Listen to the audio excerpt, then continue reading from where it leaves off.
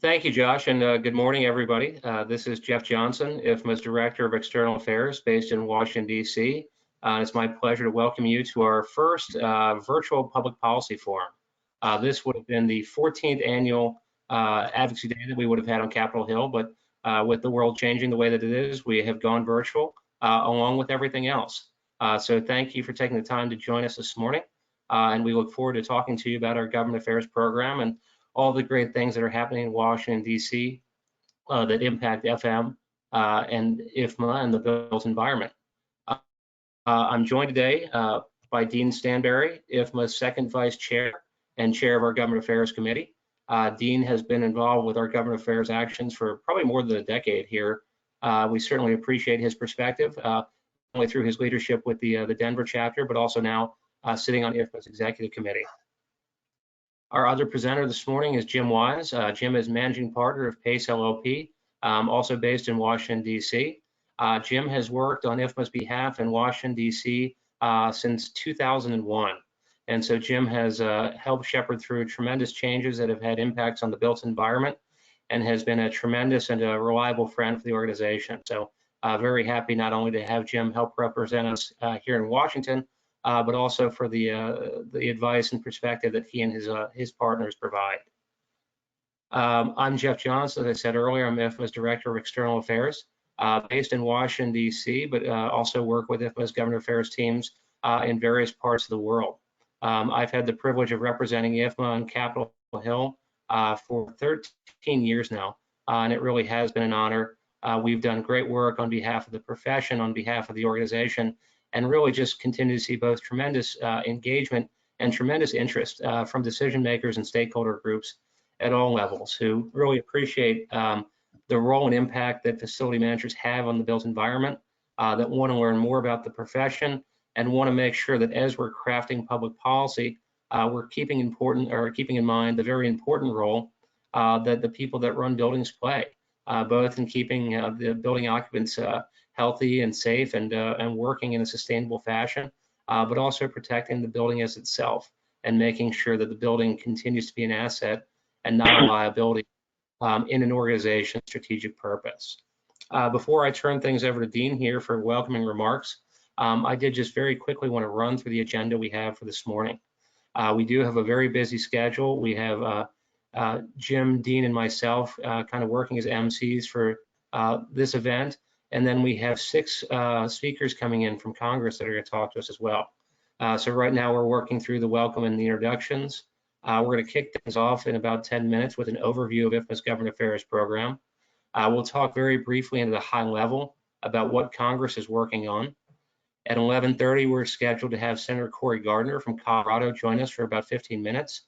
Senator Gardner is a leader in the Congress on energy efficiency issues, and we're anxious to hear from him. At about 11:45, we're going to talk at a very high level about the election and the potential impacts that it will have on public policy and on some of IFMA's priorities generally. I would like to remind people that IFMA's government affairs program is not a partisan undertaking by any means. It's not about Democrat or Republican, but simply trying to find common sense solutions to advance public policy with positive impacts for IFMA and our members. At about 12:15, we'll take a 5-minute break. And we'll come back at 12:30, where we will have Congressman Peter Welch join us, Congressman from Vermont, who also chairs the High Performance Building Congressional Caucus. When Peter wraps up, we're going to have Mr. Chuck Iliff from the Office of the Architect of the Capitol at 12:45 to talk briefly about what it's been like to run one of the most visible buildings in the world during the coronavirus pandemic. So we're excited to hear from him on that. At about 1 o'clock, we'll talk again at a high level about some of the policy priorities that IFMA has been working on specifically, and where there are opportunities for engagement from the people on the phone. At 1:15, we'll have Congresswoman Sharice Davids join us from Washington, and then at 1:30, we'll have Congressman Frank Pallone, who is the chair of the House Energy and Commerce Committee, to talk about what Congress is working on in terms of an energy bill. They actually have a markup scheduled for next week, I believe, so very timely to hear from Congressman Pallone. After Congressman Pallone wraps up, we'll try to bring this all together and talk about how both attendees on the phone and how IFMA chapters generally can start translating all this work that we're doing into action. and how do we work in a virtual format, and how do we work given the current circumstances that Congress is working in right now. At 2 o'clock, we'll have Congressman Greg Pence join us, Republican Congressman from Indiana, who's a member of the Transportation and Infrastructure Committee. And then wrapping up the afternoon, we'll have a conversation about how chapters can be engaged in the legislative process, and then closing comments and next steps. A very busy schedule here. We're hopeful that everything will run according to plan, but if for some reason it doesn't, we hope you guys will bear with us here. So now, before we jump into the full agenda, I want to turn things over to Dean Stanberry, Chair of our Government Affairs Committee and IFMA's second Vice Chair, for opening remarks.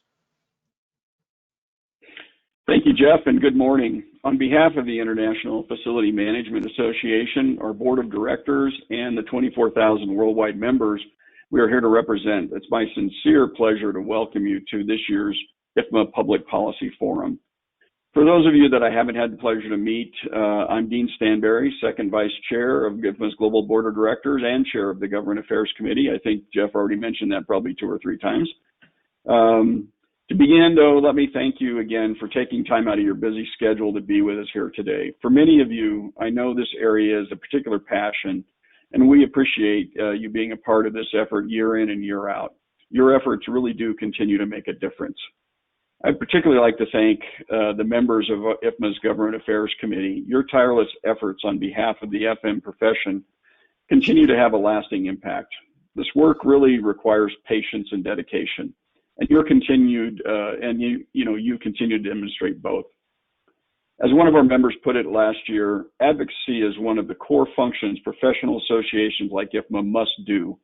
Your continued support makes this possible.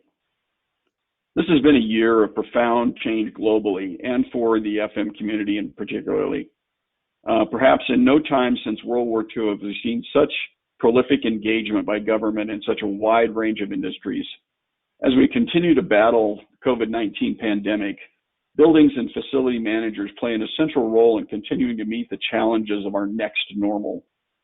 Not just running hospitals and research centers, but also ensuring that schools and businesses can reopen safely and in a sustainable manner.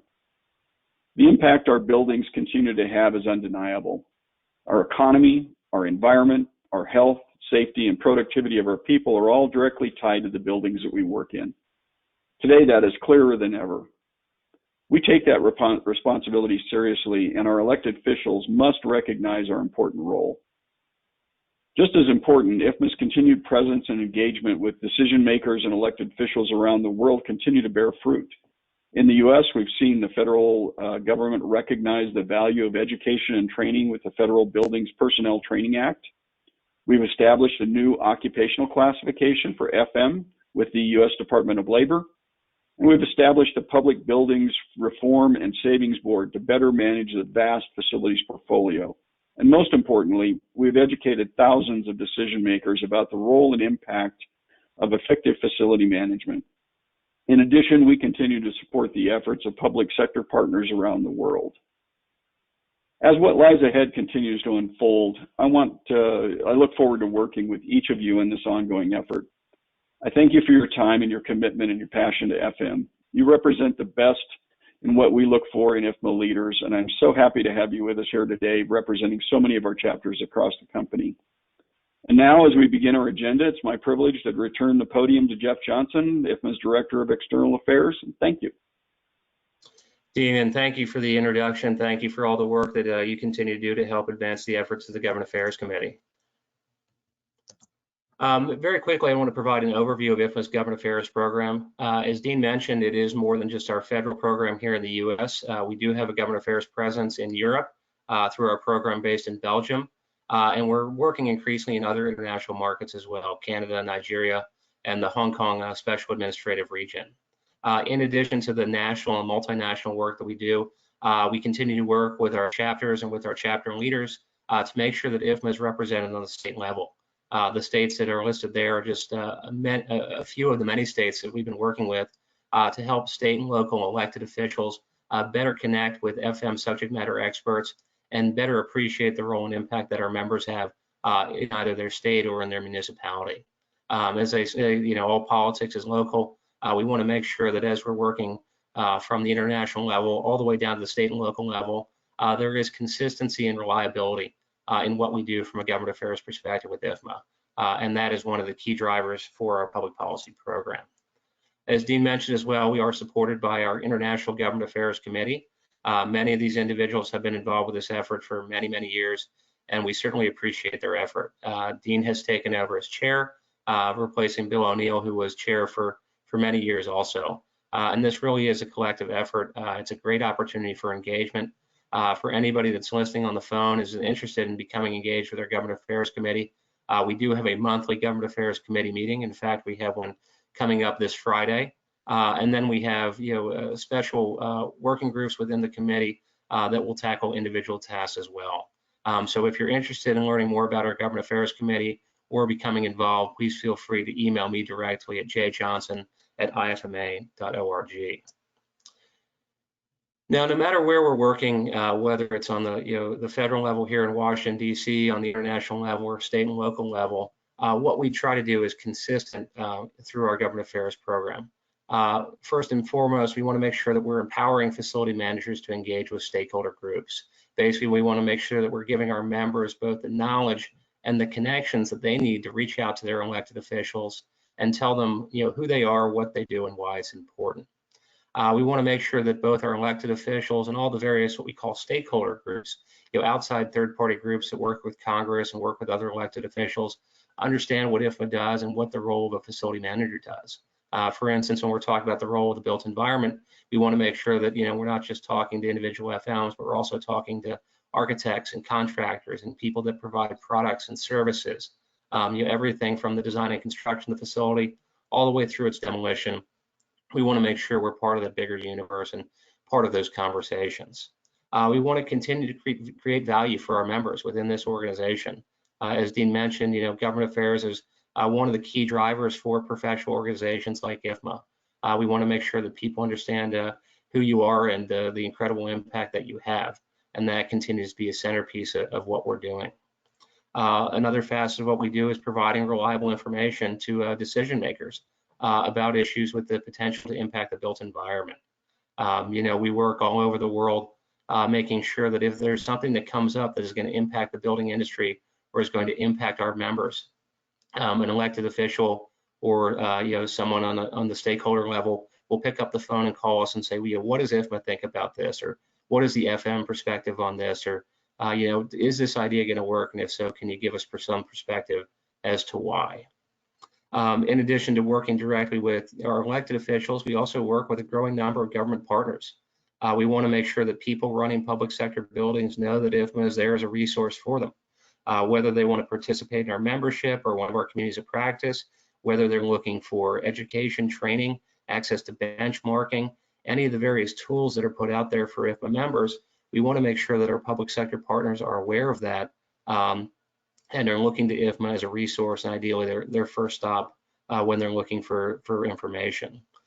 And then finally, as I mentioned earlier, we do like to work in coalitions, making sure that as we're conducting our business in various global capitals around the world, we're not just coming forward as Ifma, but rather coming forward as part of a broader industry, building relationships with broad-based coalitions that represent not just necessarily the building sector, but any sectors that might have an impact on our organization.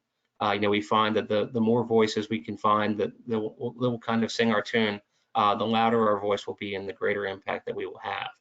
So we continue to look for opportunities to engage with other professional organizations and to build broad-based coalitions. With that, let me just take a step back and see if Dean or Jim has anything to add there. No, I would just add this, if I could, JJ. I think that Ifma has come such a long way in such a short period of time, relatively speaking, in helping to establish policies and precedents and leadership on issues, public policy issues dealing with the built environment. The fact that JJ served as the chair of the High Performance Building Caucus, I think, is a testimony to the leadership that Ifma has exerted in this area. And most importantly, to thank everyone for the continued support, as evidenced by your participation this morning in this advocacy program. We always say that the development implementation of public policy is not a spectator sport. Without your participation, without your support, without your influence, so much of the success that we've had in helping to develop public policy that's valuable and important to the built environment would have never been achievable. So I would just want to say thank you all for the support and the continued successes that we're having is really something I would lay at your feet. So thank you. And Jim, thank you for that. And that's something that I did want to key in on is that, we have had a tremendous amount of success in Washington in a relatively short period of time, especially when compared with other organizations that have had a presence in Washington for a much longer period of time. As Dean referenced earlier, it began in 2010 with the passage of the Federal Buildings Personnel Training Act, which at a minimum basically required basic education, training, and competency for federal employees running commercial buildings. We worked in the Federal Asset Sale and Transfer Act, or FASTA Act, to realign the federal building portfolio and establish an independent board to dispose of excess property. We worked on the passage of the Federal Property Management Reform Act, which not only codified the Federal Real Property Council, but also set up a centralized database to track inventory and space utilization rates within public sector buildings. We worked with the Department of Veterans Affairs in passage of the VA Mission Act, which requires the VA to invest in FM education training, which is incredibly important for taking care of the facilities that care for our nation's veterans. As Jim mentioned, 2 years ago, Ifma was elected as the chair of the High Performance Buildings Congressional Caucus, where we have about 36 members of Congress and 200 supporting organizations, all working to come up with kind of common sense, shared public policy goals that advance issues pertaining to the built environment. And so Ifma has been leading that organization for about 18 months, and we're seeing great success there as well. We did work with the Bureau of Labor Statistics to set up an independent industry classification code for FM. This is the first time in almost a 20-year effort that we've been able to establish an independent code for FM. And it really shows not only that the profession is coming into its own, but will allow greater tracking from a government perspective of labor statistics related to the profession.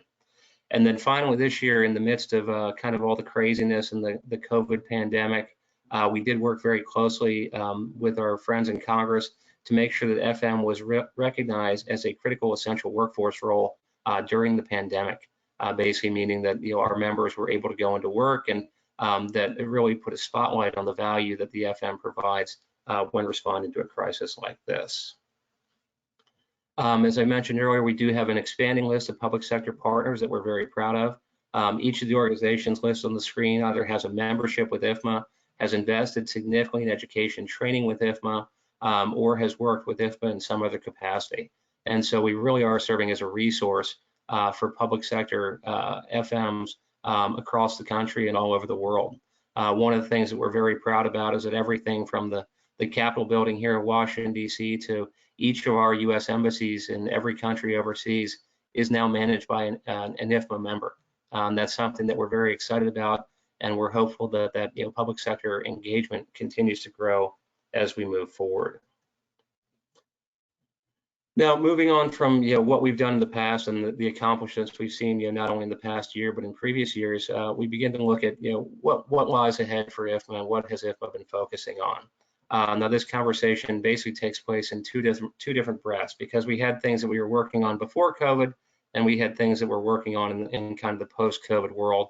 And sometimes they line up, and sometimes they're two separate conversations. But as of the beginning of the year, there were a couple things that we were working on, which was continuing to implement the Public Buildings Reform and Savings Act, basically getting rid of any excess buildings that the federal government was holding, and then trying to retain some of those savings and put them into needed areas within the organization. Working with our individual agency partners on support for the Federal Buildings Personnel Training Act, and that's an ongoing issue.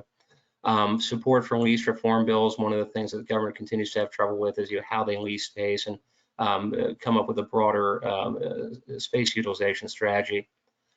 We continue to work with the House Transportation Infrastructure Committee and Senate Environment and Public Works on a comprehensive infrastructure bill.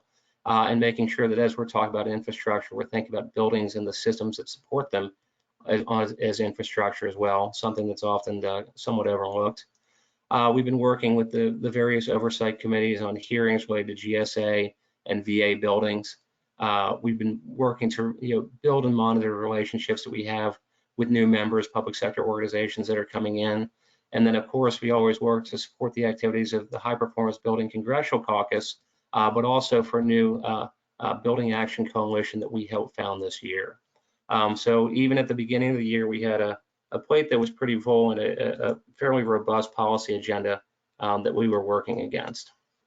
And then the coronavirus pandemic hit. As Dean referenced in his remarks, perhaps in no time since World War II have we seen greater government engagement in a range of industries than we have seen in the past 6 months.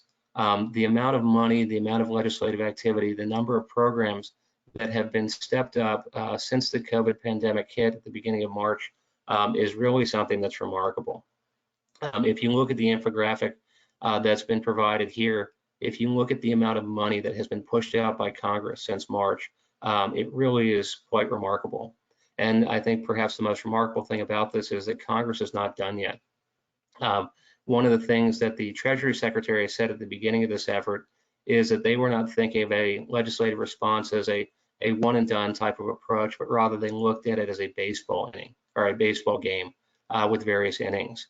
And so we had a first inning where they provided $8 billion of relief, second inning where they provided $192 billion in relief, third inning where they provided $1.7 billion in relief, and then a supplemental effort where they provided almost $500 billion in additional relief. Now, this is an incredible amount of spending, something that we have not seen really in recent times, and there's more of it to come. One of the things some of our congressional speakers may key in on today is what they're going to do in terms of a COVID relief package number 4 and what may be in it. This continues to be one of the bigger controversies here in Washington is how do we continue to respond to this pandemic, what resources are needed, and really how much money can the federal government continue to spend. We saw the House of Representatives back in May take some initial action that was fairly robust, almost $3 trillion in additional proposed spending in what they were calling at the time the HEROES Act. This is something that had some areas that were of particular interest for Ifma, including workforce training and professional development, work with OSHA on infection control at the workplace, and more than anything, trying to identify what state and local entities like hospitals and governments needed to continue to not only fight the pandemic, but ideally bring their economies back online. The House bill was much more robust than what we had seen from the Senate. At the time, the Senate was looking more than anything to provide liability protections for various employers, looking at possible extensions of the stimulus payments that were provided out there. One area the Senate continued to see as a problem was that getting people back to work, they needed to provide an incentive or some type of return to work bonus. Of course, that support for state and local government as well is important, but perhaps not to the same degree.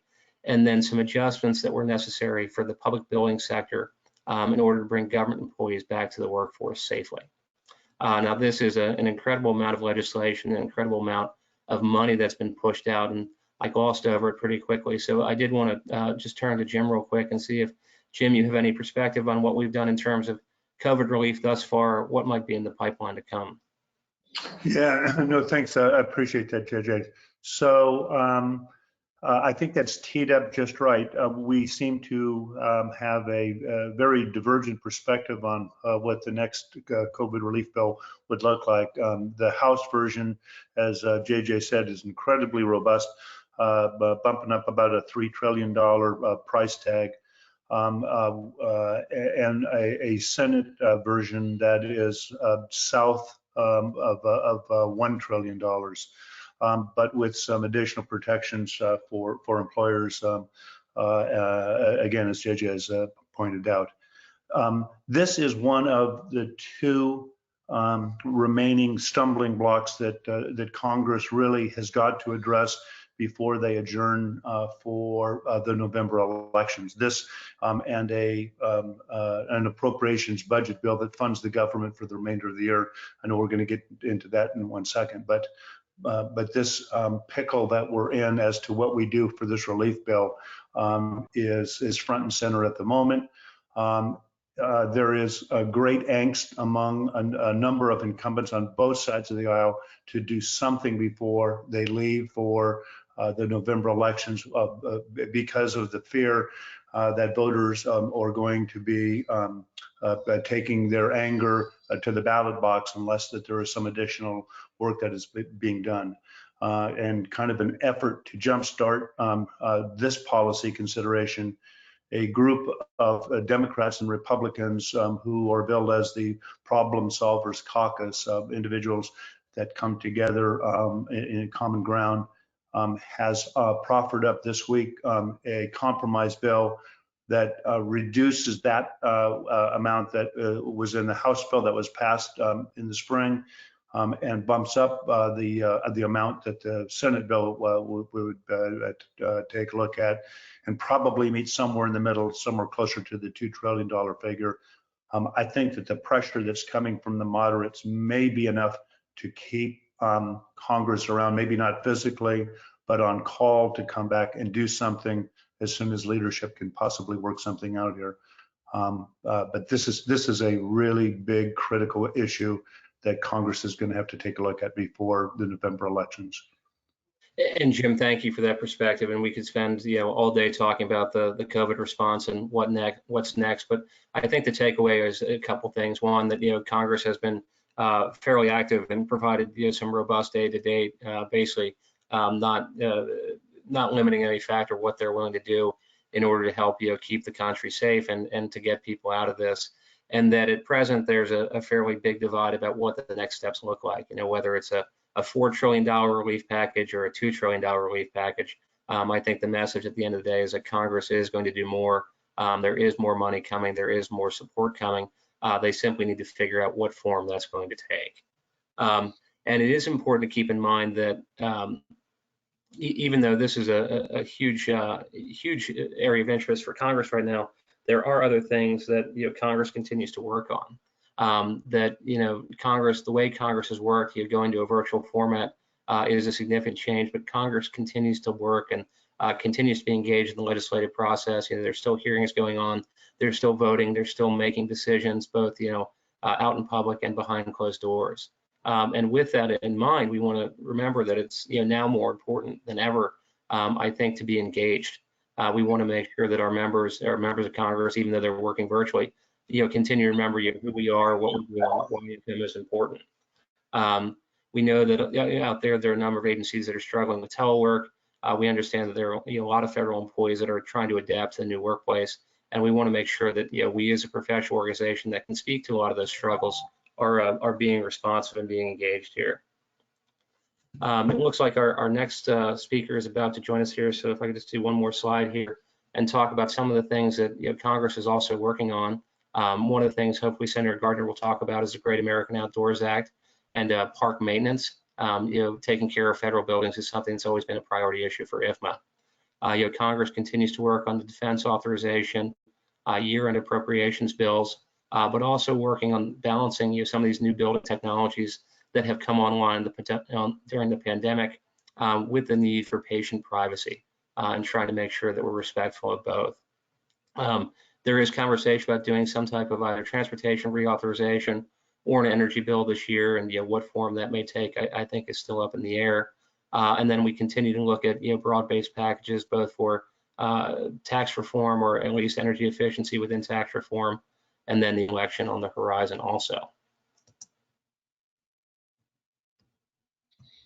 And so with that, our next scheduled speaker who's going to join us is Senator Cory Gardner. I'm not sure if the senator is on with us yet or not, but Senator Gardner is a Republican member from Colorado. He's a member of the Commerce Committee, but also a member of the Energy and Natural Resources Committee. Has been a great friend to Ifma when he was in the House, a great friend to Ifma in the Senate, was one of the lead sponsors of the Great American Outdoors Act, and just has generally been a reliable voice in Congress on issues affecting the built environment. So I'm not sure, Josh, do we have Senator Gardner yet? Yes, he's on. He just simply needs to unmute. Okay. Well, with that, I'd like to turn things over to Senator Gardner if he's able to join us now. And Senator, next to your name under attendees, there's a little orange microphone. If you just click that, that will unmute you.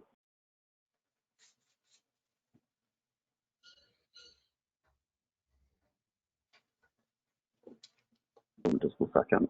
Looks like somebody else is joining under his name as well.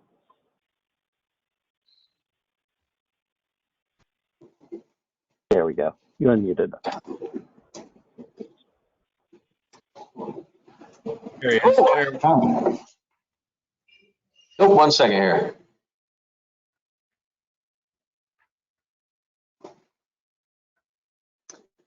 My volume doesn't appear to be working on my computer, so 1 second here. Uh-oh. There. Uh-oh. There we go. Can you hear me? We can hear you great. Thank you, sir. Very good. I'm sorry, I was having issues on my audio, so thank you. Well, Senator, thank you for taking time to join us today. I know it's a busy time of year for you, but you have facility managers everywhere from back in Colorado and all over the country here, people that run commercial buildings that are, thankful for the great work that you've done in Congress, but also eager to hear what you guys are working on and what they can be helpful with. So I'll turn it over to you, sir, for your perspective. Well, thank you very much for having me, and I'm sorry that we can't do this in person. I hope that soon we'll be back to normal and be able to do this. I know you've been met with significant challenges over the last several months as you've tried to understand what it takes to run a building, get a building emptied, get a building occupied, and get a building that can continue to be filled with people who are working together in a time of social distancing and remote working and distance learning and all of the other issues that we've had to. So thank you for your work. Thank you for providing the expertise, leadership, and guidances that you have as we get our economy moving again. There's nothing our economy needs more than certainty and confidence in order to get back to that thriving economy that we had prior to the pandemic. And so your expertise and your management helping provide that certainty and that confidence is critically important. Look, we've made some big investments over the last several months in terms of getting our country moving again, in terms of getting our economy open again.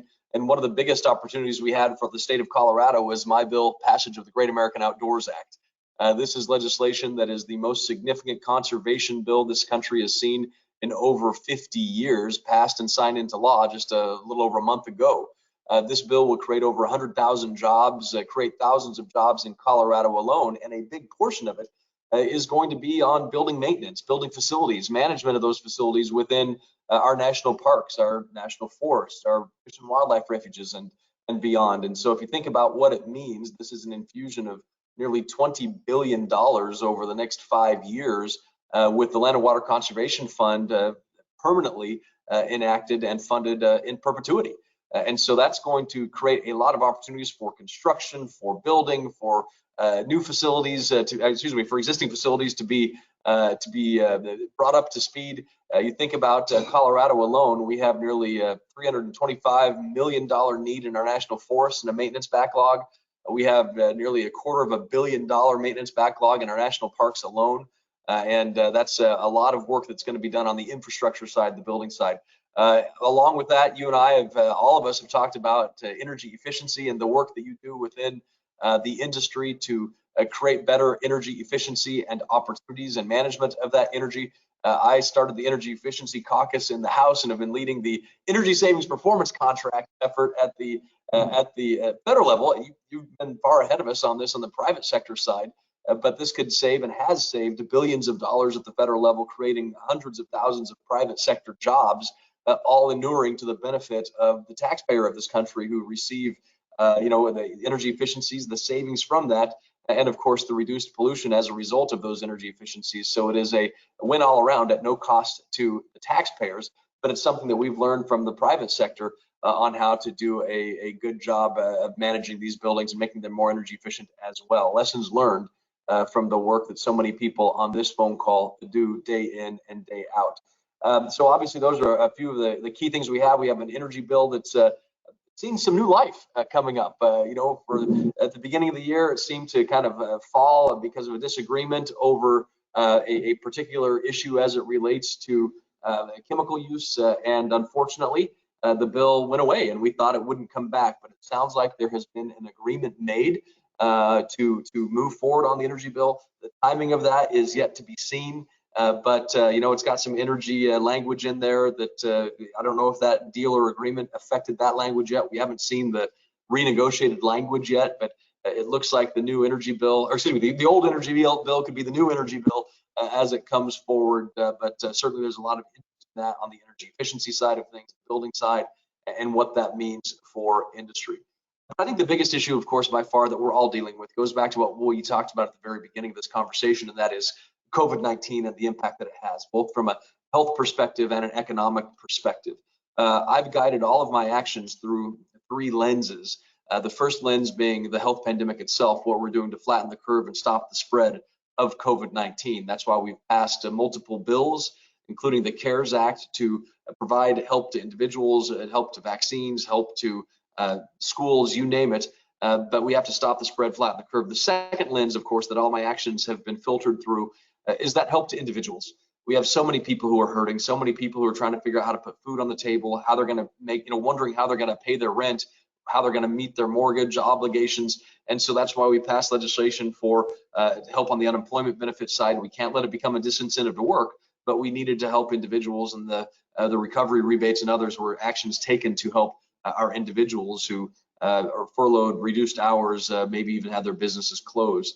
The third filter that my actions have been directed through is the business side of things, how we make sure businesses are able to keep their doors open, how they're going to keep people paid and on payroll, and make sure that we have an economy that can snap back into its full force once this pandemic is over. If you saw some of the Census Bureau details that were released this week, covered by Reuters and I think the Wall Street Journal, it shows that between 2018 and 2019, wages increased in the West by 7%. A 7% wage increase year over year, 2018 to 2019, in large parts because of the Tax Cuts and Jobs Act that we passed. So the work that we're doing was benefiting the economy, creating record low levels of unemployment, creating wage growth opportunities amongst every segment of our economy. The pandemic hits, and of course, we have to get back to that full strength of our economy, and that's why all of these steps are necessary. Now, those three things, you don't do them one at a time. You don't address the health impact and then the individual impact and then the business impact. You actually have to address all three of those lenses at the same time, making sure that we're flattening the curve, stopping the spread while we're helping individuals and we're keeping businesses through this all. Have to target those actions to make sure we're addressing all three at the same time. Really, those are some of the biggest issues that we've been working with. You know, and what it means for the future of sort of commercial space and buildings and building management and facilities that you operate and oversee, what that sort of workplace of the future looks like. I'm anxious to hear what you're seeing and the trends that you could see coming on this. So thank you very much for having me, and I'm happy to take questions or happy to get into it any more than that, whatever you prefer. Senator, if you have time, we've had a couple questions that have come in via email, so we'll just fire a couple away if that's okay. First, thank you for everything that you're doing. It's remarkable to hear about the various balls you have to keep in the air between policy and COVID response and everything else that you have going on. So thank you so much for everything that you're doing. One question that popped up on the Great American Outdoors Act. It's great to see all this money going back into our parks, back into the facilities. You know, our guys are the ones that, you know, run buildings and make sure that, you know, they continue to be reliable. Are we going to make sure from an oversight perspective that, you know, as we invest in these facilities again, that we're taking good care of them? We don't, you know, kind of run them down to the point that they're kind of in right now. Yeah, you know, that's a great point, and the answer is yes. And so we're working closely with the Department of Interior to develop the list that they have put together to move forward on these projects and the you know, getting these projects, deferred maintenance projects, moving again and investing wisely, and making sure that we then have that continuous oversight to make better management decisions of how to keep those together. If you go back to and make sure that they're cared for properly without the need in 60 years to go back and say, oh my gosh, all these things were loved to death and they weren't taken care of, so now we have this work to do. So you're exactly right. We need to avoid that again.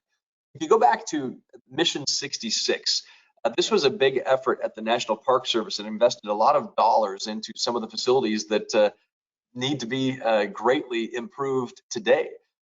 Mission 66, I think this is the number that I heard. You may want to follow up on this number, but Mission 66 represented only about 37%, maybe less than that, of the funding that we put together for the Great American Outdoors Act. So all of those incredible works that were done by Mission 66 that now need repaired, this is a far greater size and significance than the dollars that were injected into our public lands then. So I feel confident that we've done a big, this is the largest infusion of dollars into our public lands in the history of this country, no doubt. And we need to make sure that in perpetuity, those dollars are well respected and responsibly and taken care of with the stewardship that your question reflects. That's a great point, Senator, and thank you for taking the first steps on this. And this is an incredible investment, just a credible commitment to our national parks and to the great outdoors. So we appreciate everything you're doing there. Any chance this might be the start of a trend of seeing some additional investment in federal buildings generally? A lot of our government buildings, just like parks, are in kind of the same position. Yeah, absolutely. I mean, you go into, there were restaurants that were closed because if you walked into them, you'd fall through the floor, and you really don't want to do that. And the great outdoors, not a fun experience. So, you got some of those things that need to be taken care of. The federal government, as you all know, is the largest landlord in the country, right, with more office space than anybody else, and so we can do a better job of managing these. So I hope that this kind of approach does lead to those kinds of both investments, but also investments in better management and policies. And what do I mean by that? The energy savings performance contract idea.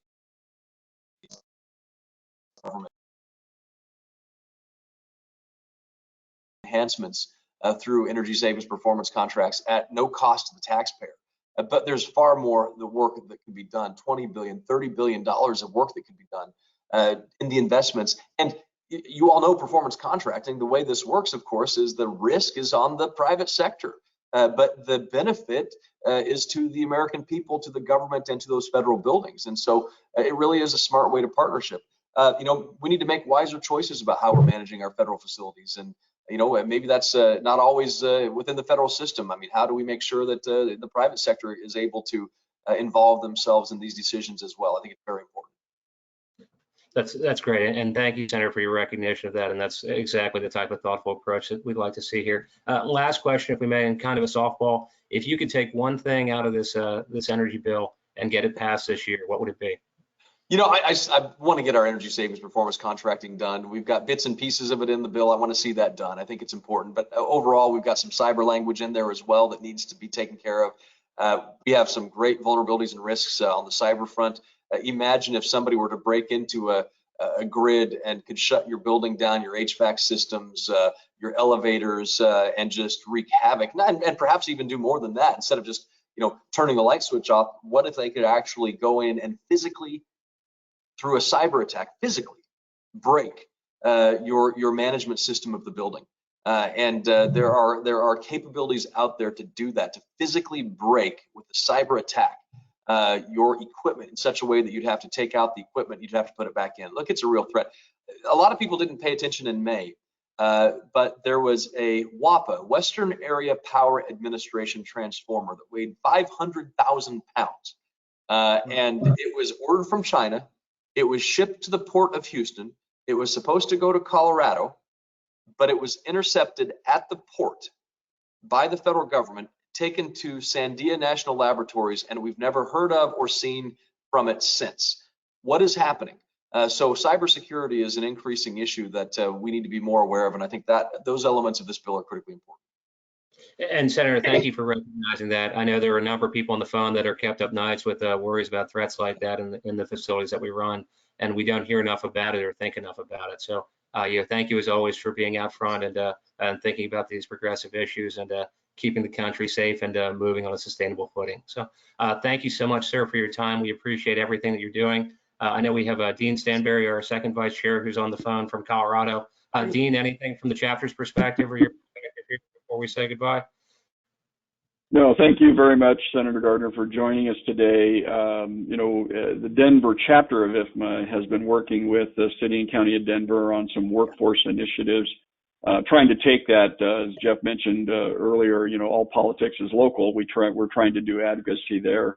But as the second vice chair of our global board, and we have other members that are very active in our advocacy, we would enjoy the opportunity to have a direct conversation on some of these issues and where we as a professional association with a number of members around the country can be of service to help promote some of these initiatives.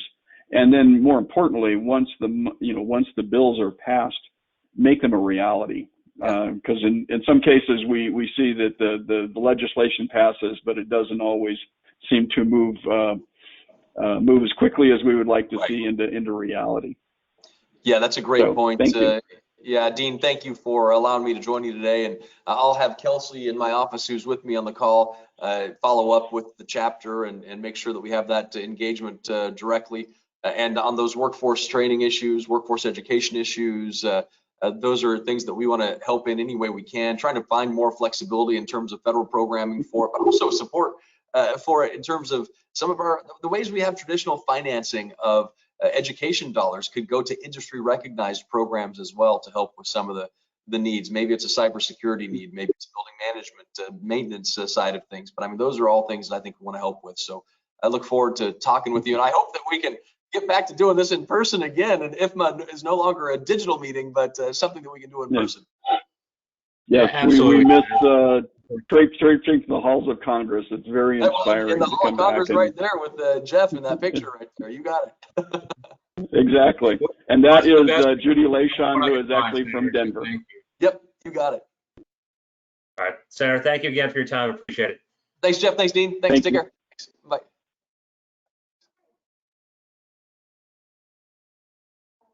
Wonderful. That was great to have Senator Gardner with us here. Just from his perspective, we can see how busy Congress is. The various things that they're working on. Not just the COVID response bill, but all the normal operations bills that have to go through Congress as well. The Great American Outdoors Act that he talked about is just something that we're really excited about. We're happy to see that investment in our national parks, and more than anything, this recognition that we can't continue to starve our government buildings without putting a significant reinvestment of capital into them and then more money to run them properly. So it's great to hear leaders in Congress like Senator Gardner talk about that and recognize that reality. The last point that I was going to make as we were talking about what Congress is working on is, of course, the election that's out there right now.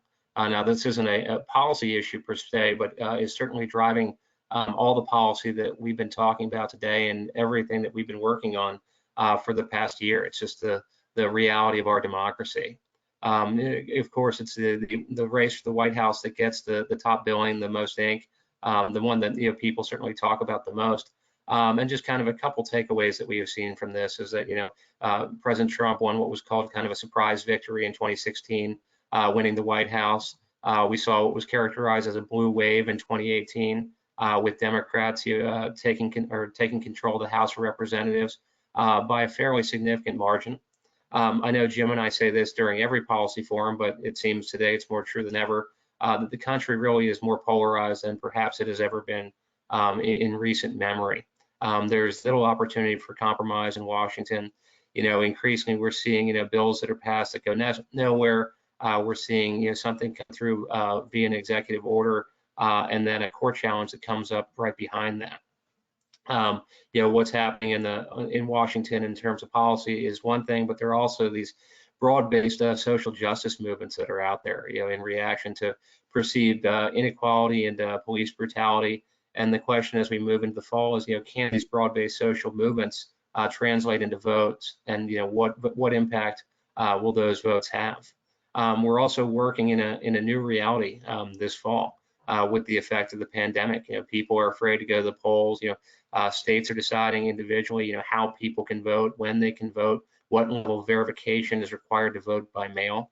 And so there's some honest to God constitutional and legal questions that the country is going to have to grapple with before we wrap this election up, hopefully in November.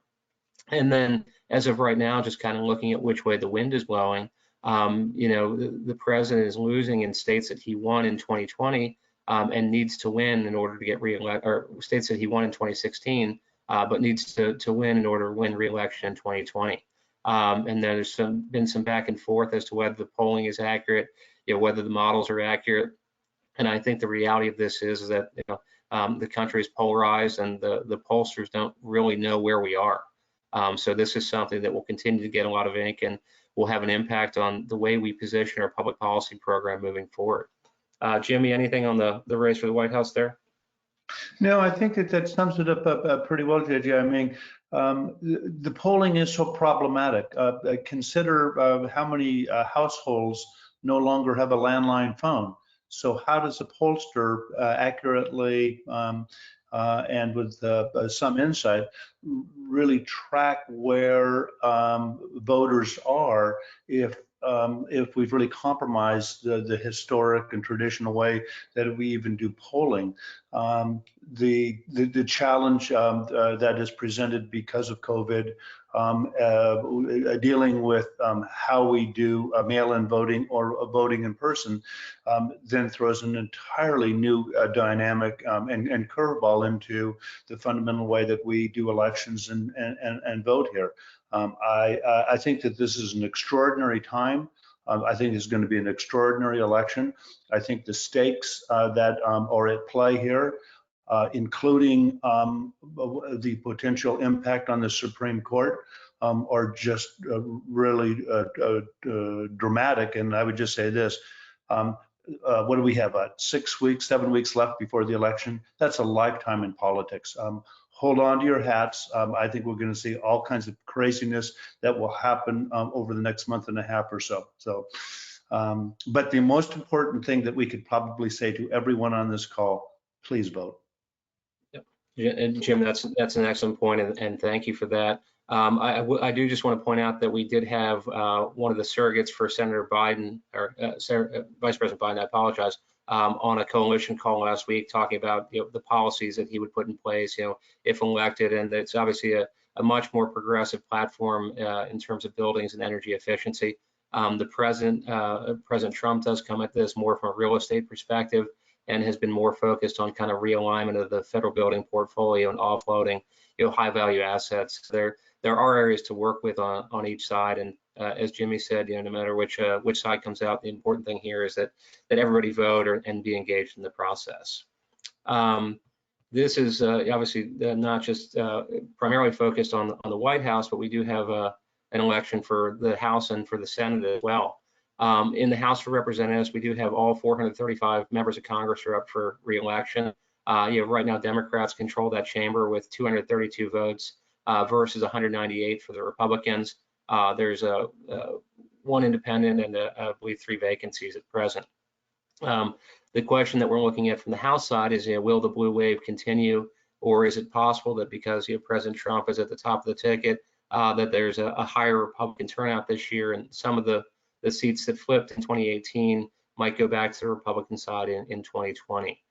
This is something, again, that's incredibly close, and even the polling models are somewhat split as to what might happen. The reality is that because of the way that congressional districts are drawn, there are only a handful of tight races throughout the country. Of the 435 House races, the control of the House of Representatives will probably be decided in about 30 of those. So that is just the reality of our democracy right now. It certainly will be a close election, as they all have been.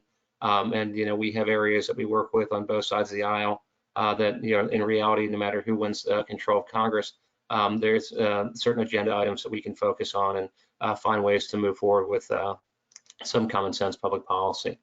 And the final point that I would make there is that there are a handful of Republicans who did lose in 2016 or who did lose in 2018 who are running again this year, including Ifma's good friend Pete Sessions from Texas.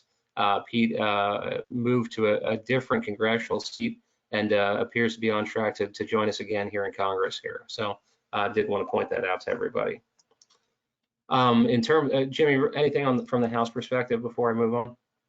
No, just a quick little bit of additional insight to the point that I think you already articulated, and that is because of the way that congressional districts are drawn in this country, on both sides of the aisle, you create very safe Democratic seats in some areas and very safe Republican seats in other areas, meaning that the moderates that could control districts really have no place to go.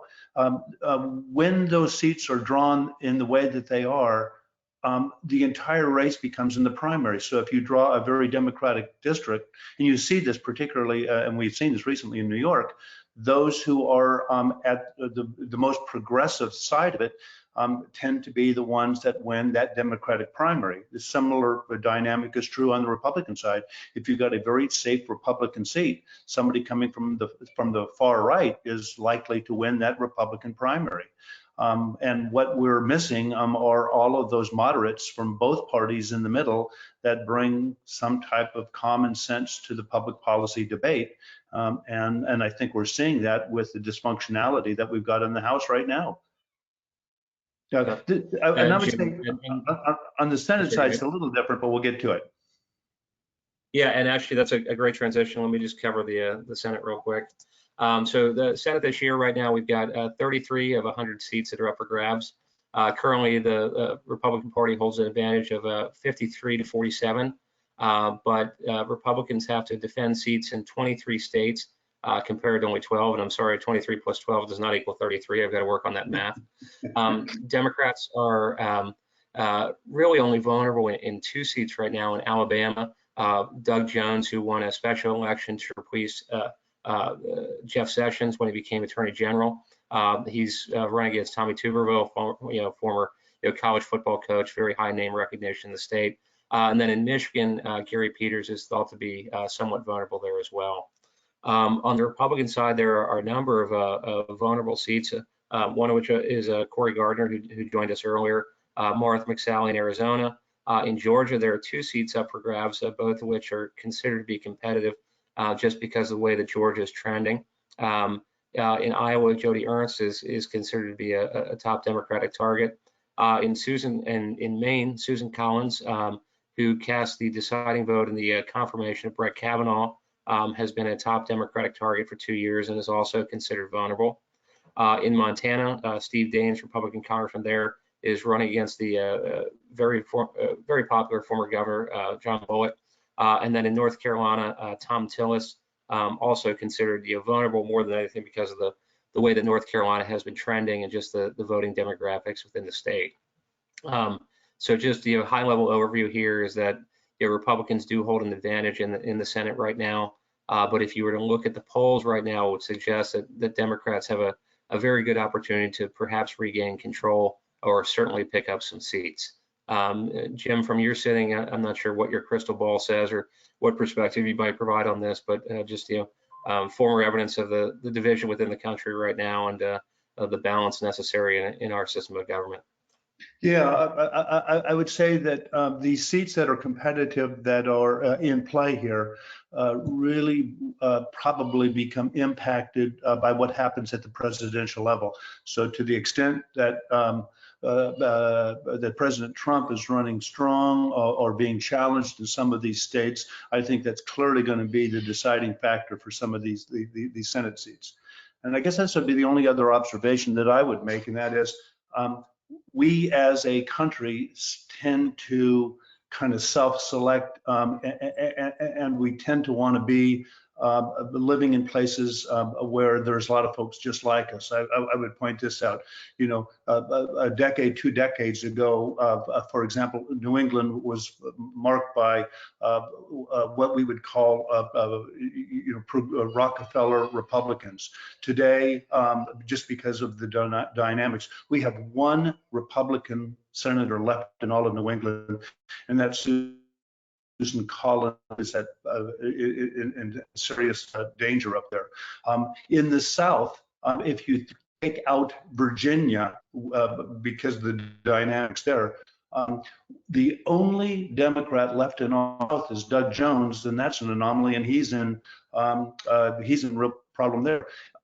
On the West Coast, we used to have progressive Republicans in California, in Oregon, and in Washington. Today, there's not a Republican left on the West Coast. So I think it's kind of an indication of how we as people kind of move to be where folks are like us and who think like us. And Jim, and thank you for that. And the question will become after this kind of shift in the population after COVID, with people moving kind of out of cities and things of that sort, what impact that will have. So we've seen tremendous change in the electorate over the past couple of years, and I think that change will continue. But so just kind of wrapping up this political conversation, one of the most highly contested elections at all levels that we've seen in decades here. Regardless of who wins, it will have a lasting impact on the direction of the country and the specifics of public policy that continue to get focused. But as we say time in, time out, that our program is not political. It's not about individual political ideologies or one for the organization, but simply trying to understand where people are coming from, who they're representing, and what is the best path forward to essentially craft common sense public policy that can be supported on both sides of the aisle and really has a good opportunity for passage. So with that understanding and with that kind of political backdrop, I did want to talk very quickly about things that Ifma is working on, and areas where we believe that we can be involved, really regardless of who wins the White House or who controls either chamber of Congress. We've seen lots of back and forth in the time that I've been with Ifma, and certainly the time that Jim has been representing Ifma. And the good thing is that if you're consistent in your messaging, and if you're basically a reliable stakeholder group, you can find a way to work in any environment. And that's something that we continue to do. So what are the key things that Ifma is working on? First and foremost, given the backdrop of COVID, recognition of FM as an essential service. And I'll expand on each of these. Looking at workforce development, that as the country continues to shift, and as we have new needs, how are we working to bring new FMs into the profession, and what are we doing to better train the FMs that are working in all these great new building technologies that are coming online. Looking at the disposal of excess property, and looking at the federal portfolio in particular to make sure that as government spends money on property, as Senator Gardner referenced with the Great American Outdoors Act, what are we doing to protect that investment and make sure that each of the properties that they're holding on to are really putting towards their best use. We continue to look at a comprehensive energy bill, and want to make sure that as we're talking about energy policy and energy efficiency, the FM perspective and the operational side is thought about that, and that same as with infrastructure investment. And more than anything, no matter who we're talking to, we want to make sure that they're using Ifma as an organization and our members and our chapters individually as a resource. Congress is certainly fully capable of making a decision without informed perspective, without the right stakeholder groups weighing in. And we want to make sure that they're using all the subject matter expertise within this organization to their advantage and in crafting common sense public policy. And then finally, we want to make sure that all the members of Congress that we're working with are supporting the High Performance Building Congressional Caucus and ideally joining as members. So the first point that I referenced there is FM as an essential service.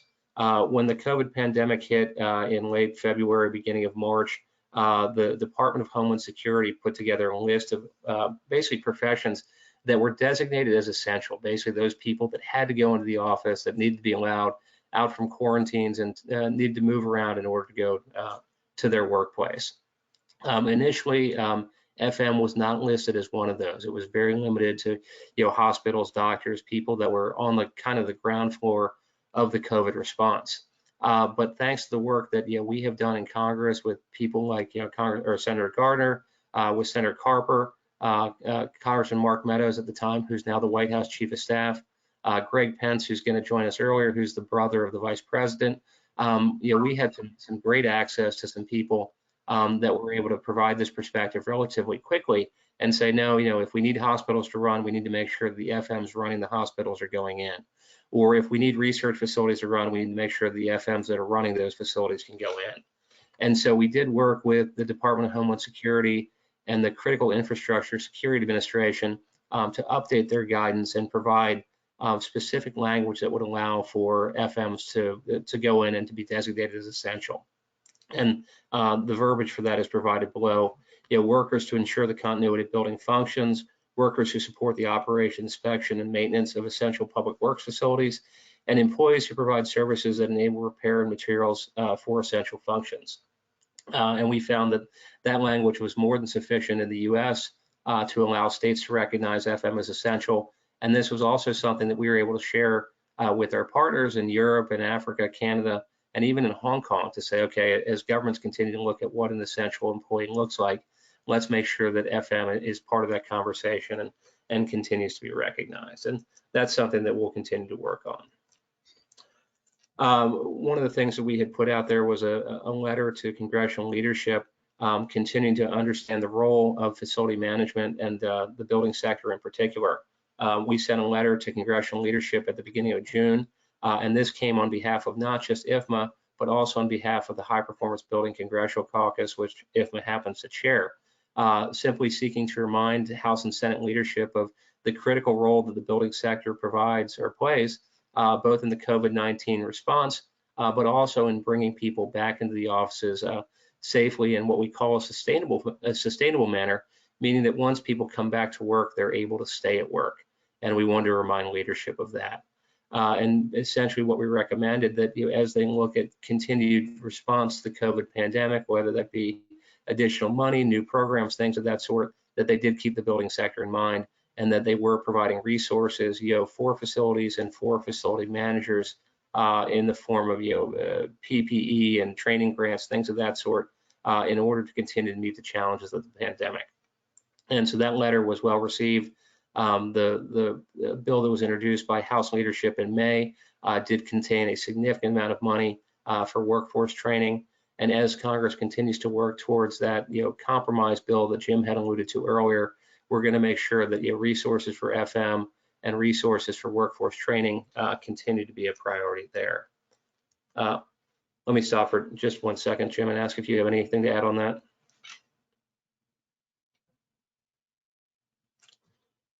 Okay, and this is a recap of essentially what I said on the last slide, is workforce development continues to be a priority area for Ifma and continues to be a priority area within the COVID-19 response. We want to make sure that, as money goes out, that, our members continue to be eligible for it and that it is going to the right places. Another priority for Ifma continues. Yep. Yes, it's Dean. So I just wanted to tack on to that last slide, if we can go back to that for a second. Sure. I don't see we have our next speaker on yet. So yeah, the workforce development. This is an area, I'm speaking to the chapter members that are on the line here. When we talk about, Jeff said it, all politics is local. We need to be developing workforce at the local level because that's where you're going to find candidates, people who maybe haven't made a career choice yet and are still looking for one. How do we entice them to become part of the FM family? We've done this in Denver with a program. We actually entered into an arrangement with the city and county of Denver, funded a workforce development program. We taught the essentials of FM, and we had a number of people that completed that course and then got some funding from the city for some paid work experience opportunities.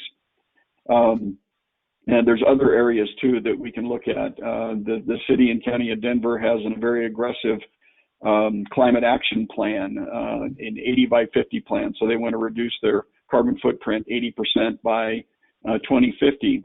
But none of or few of their facility managers for the city and county have any credentials in FM or in running buildings sustainably. So in discussions with the mayor, it's like, how are you going to reach this if these are the people that actually have to take you there for your city and county facilities? So there's opportunities to drive this home locally. And part of it is not just reaching out, as we're talking about with our Congress people, but reach out to your city council or whatever form of oversight government that you have in your municipality. Find someone who represents your area, your neighborhood, and just reach out to them. They will talk to you, I guarantee it. They want to hear from you. And that's how we started this conversation in Denver, as we got a city councilwoman to make some introductions, and through those introductions, we have developed a lot of activities. We're now looking at getting an accredited degree program at the Community College of Denver as a result of that. So again, it's opened a lot of doors, and I'm happy to explain that or talk to anybody who's on the phone. Reach out to me, after this call if you want to know more about how we did that and what some of the opportunities are. I'm happy to discuss that. Back to you, Jeff. Thank you. Dean, thank you for your leadership on that, and thank you for the engagement as well. It may be best if we table that and come back to that during the local conversation at the end of the presentation here, if we could. But no, incredibly important point that workforce development and particularly on the local level continues to be very important for us, and something that IFMA continues to drive as an organization. So thank you for the reminder about that. I did want to just move through quickly some of these other areas that IFMA continues to work on. First and foremost is disposal of excess federal property. This is something that has been a priority issue for the organization for many years, simply because we want to make sure that we're incorporating what we call industry best practices within the federal portfolio. The federal government is the largest owner of property in the world, owning and operating more than 500,000 facilities worldwide. The reality that we've been working against, though, is that a lot of those properties are either vacant or have been underutilized. When we began these conversations in Congress many years ago, most people said, well, it's real estate, it's investment, it's paid for. But in the subsequent conversations, helping decision makers understand that the real cost of buildings wasn't necessarily design and construction, but rather the ongoing operation, they began to understand that there was a significant cost in operating buildings that, even though they were vacant.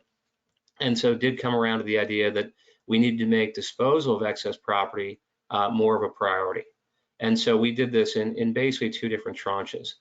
First, we worked with Senator Carper to pass a bill which essentially said that GSA needs to know and the federal government needs to know what they have, where it is, and what type of condition that it's in.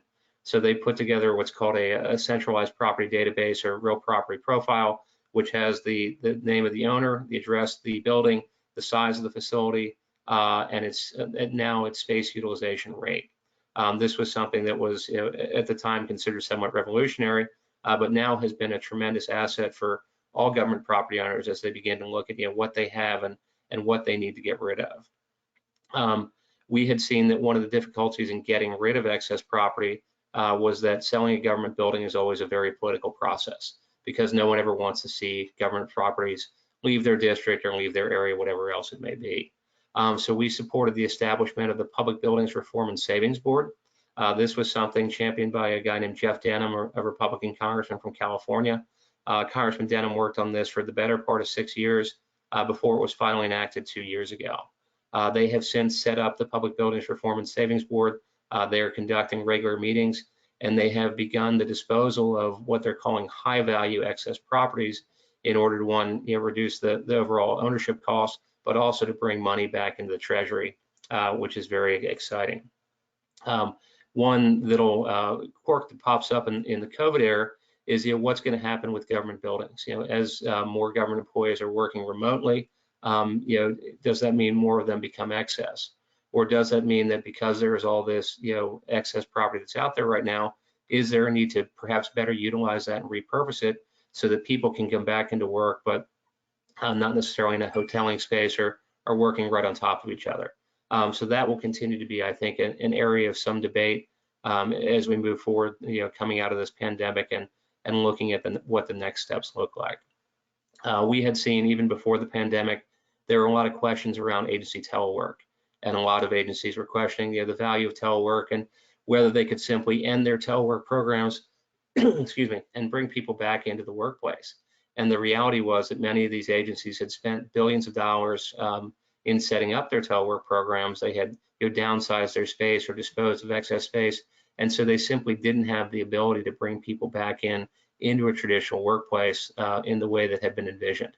And so that's something that Congress and the administration continues to look at, and which IFMA continues to play a role in and provide subject matter expertise. Other areas of interest, and Senator Gardner had mentioned this as well, is passing some form of comprehensive energy bill. The reality is that we've not had a major energy package come from Congress in more than a decade. And during that time, we have seen the energy industry transformed markedly. I mean, we've basically moved off a dependence on fossil fuels. We've seen energy prices plummet. We've seen some of the largest consumers of energy from a facilities perspective, at least, turn into producers of energy, using either alternative fuels or some other method, producing it solar on site, using their facilities to produce energy and then send it back into the grid. And the reality is that, while this is great to see all this technology and this transformation within the industry, public policy really has not kept up with it. So the need for a comprehensive energy bill, not only to codify, rules and regulations around where we are right now, but also to help shape research and priorities and funding moving forward, is an incredibly important issue for the building industry. We always like to remind people when we're talking with elected officials in Washington and other capitals that IFMA and FM plays a role not only in reducing energy use in commercial buildings, but also making sure a facility maintains those savings. Essentially not that it's designed to perform at a certain level, it works that day commissioning and then continues to run in a diminished manner thereon. We want to make sure that we continue to maintain those savings or ideally optimize or improve them. And of course, the key to that is educating the building occupants, where FM plays a role. The other key area that we focus in on is that efficiency must focus on the actual performance of the building. So many efficiency targets talk about kind of design for performance, but the real design for efficiency. But the real metric is how does a building perform over time, and what are the resources that are needed for it. There's this idea that's out there in the marketplace right now and is certainly pervasive in Congress that smart buildings can run themselves. And I think those of us on the phone recognize the reality is far from that, smart buildings require smart people. And as we invest in more technologies, higher tech buildings, that we really also need to invest in the people that are running those facilities to make sure that they can not only optimize those technologies, but also educate the building occupants on how best to use them. So the building and the people working within the building aren't necessarily fighting each other or working in competition, but rather have a more harmonious relationship. Dean, any questions on that or comments? Well, I'll just kind of point out that, we've been consumed by COVID-19, but the other elephant that's still in the room, of course, is climate change.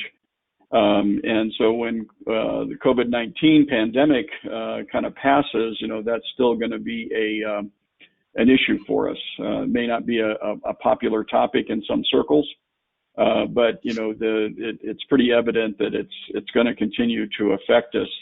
And so the need for energy efficiency, to look at alternative sources of energy and develop those further is certainly there, and we're going to see more of that once we can move past the pandemic phase. Thanks. Great, thank you, Dean. And just one wrap up here on the on energy policy as well, and then we'll take a 5-minute break. But the House is working on an energy bill. The Senate is working on an energy bill. The House will mark up next week or essentially vote in committee on that energy package, the draft of which was released yesterday. It's about 700 pages, but we're familiar with a lot of these programs already. A lot of these concepts have been floating out there. But the areas of particular interest for IFMA that are out there are worker training and capacity building. Essentially what I'd said in the previous slide is that as buildings and technologies become more complex, we need the workforce that can support them, particularly in our instance, from an FM perspective. A focus on high performance federal green buildings, meaning that as we look at public sector buildings, we really want them to be the example of best practices and not lag behind the industry as they often do now. And so there's a great opportunity to demonstrate high performance building technologies within the federal building portfolio, and we want to look at that. The next frontier in energy is certainly the integration of energy and water research. Most people don't understand, particularly in Congress, the amount of energy that's required to treat and transport water. And so that as we're talking about energy efficiency, we really need to be talking about water efficiency as well. If for no other reason than water, unlike energy, is a finite resource, and we only have so much of it. So we want to make sure that we're careful with the way that we utilize that as well. That's certainly an important one for our friends on the West Coast, who I think have understood that perhaps far longer than the rest of us. Congress continues to look at different forms of renewable energy. What do the rules and regulations look like when you're doing on-site generation? If you want to start selling energy back in the grid, There's a whole network of policy from even 100 years past that continues to impact that, and just want to make sure that's as progressive as possible. The grid security item, which Senator Gardner keyed in on as well, is incredibly important right now. When you talk about the vulnerability of some of our key infrastructure, like the electrical grid, to hacking, and the ability to use those systems to get into buildings, whether it be HVAC, elevators, computer systems, things of that sort. That's a huge vulnerability that's out there, and one that Congress absolutely has to address when they're looking at the next iteration of the energy bill. One of the things that I know FMs continue to struggle with is, what does the EV or electric vehicle charging infrastructure look like? As we're seeing more people going out and buying electric vehicles, the price of electrical vehicles coming down, more people are driving them into the workplace, more people are commuting, and at present there isn't the infrastructure out there in every city to support that. So we really do need to think much more nationally on that, and how we put the infrastructure in place to support this growing number of electrical vehicles.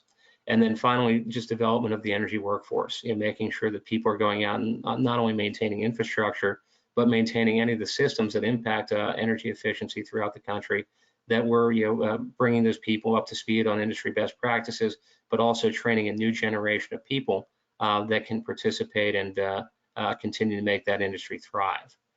So that's kind of a high-level overview of what we expect to be in the House Energy Bill when it's marked up next week. But just incredibly timely. We're going to have Frank Pallone, who's the chairman of the House Energy and Commerce Committee, join us a little bit later this afternoon. I'm sure he'll provide us some particular insights.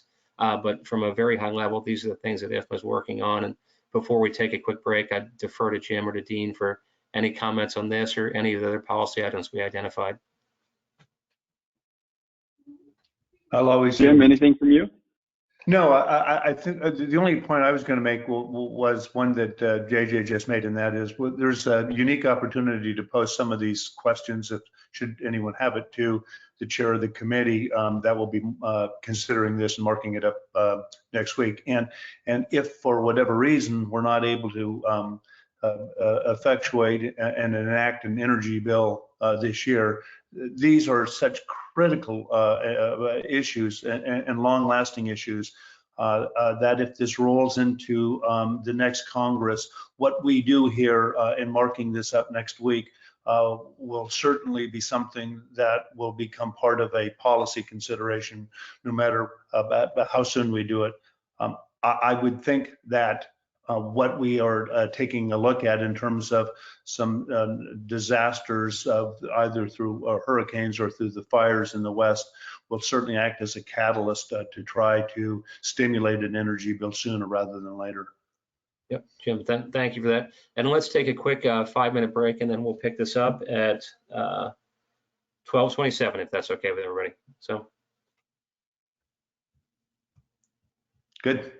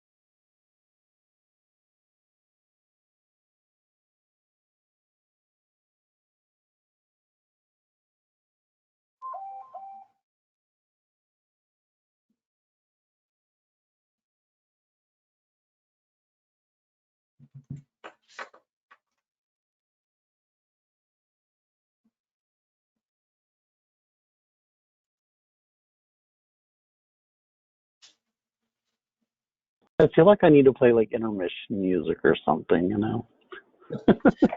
We need some hold music or something like that, Josh. Right.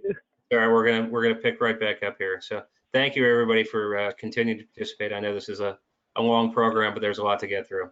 Lots of good stuff.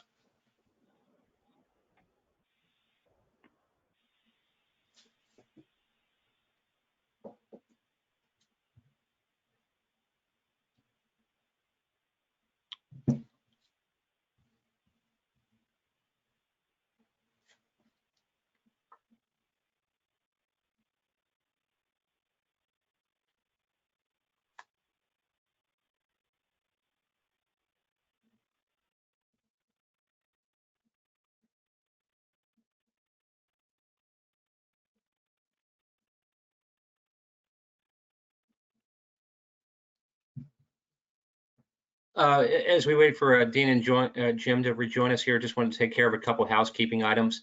The documents from today's presentation, both the actual presentation itself and the leave behind document that we'll reference earlier, are both attached to the meeting website.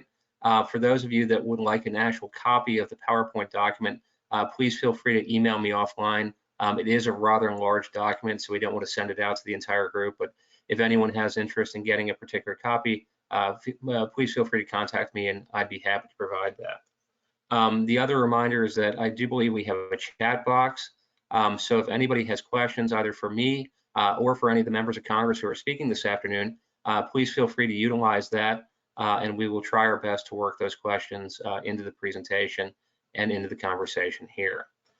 So because we do have a fairly robust agenda for the rest of the call, I did want to keep moving.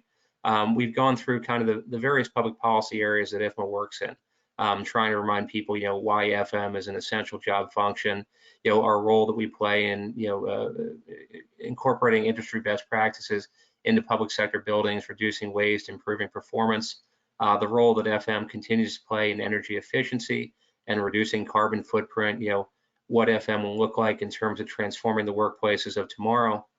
Those are all, kind of policy specific areas and things that we talk about a fair amount.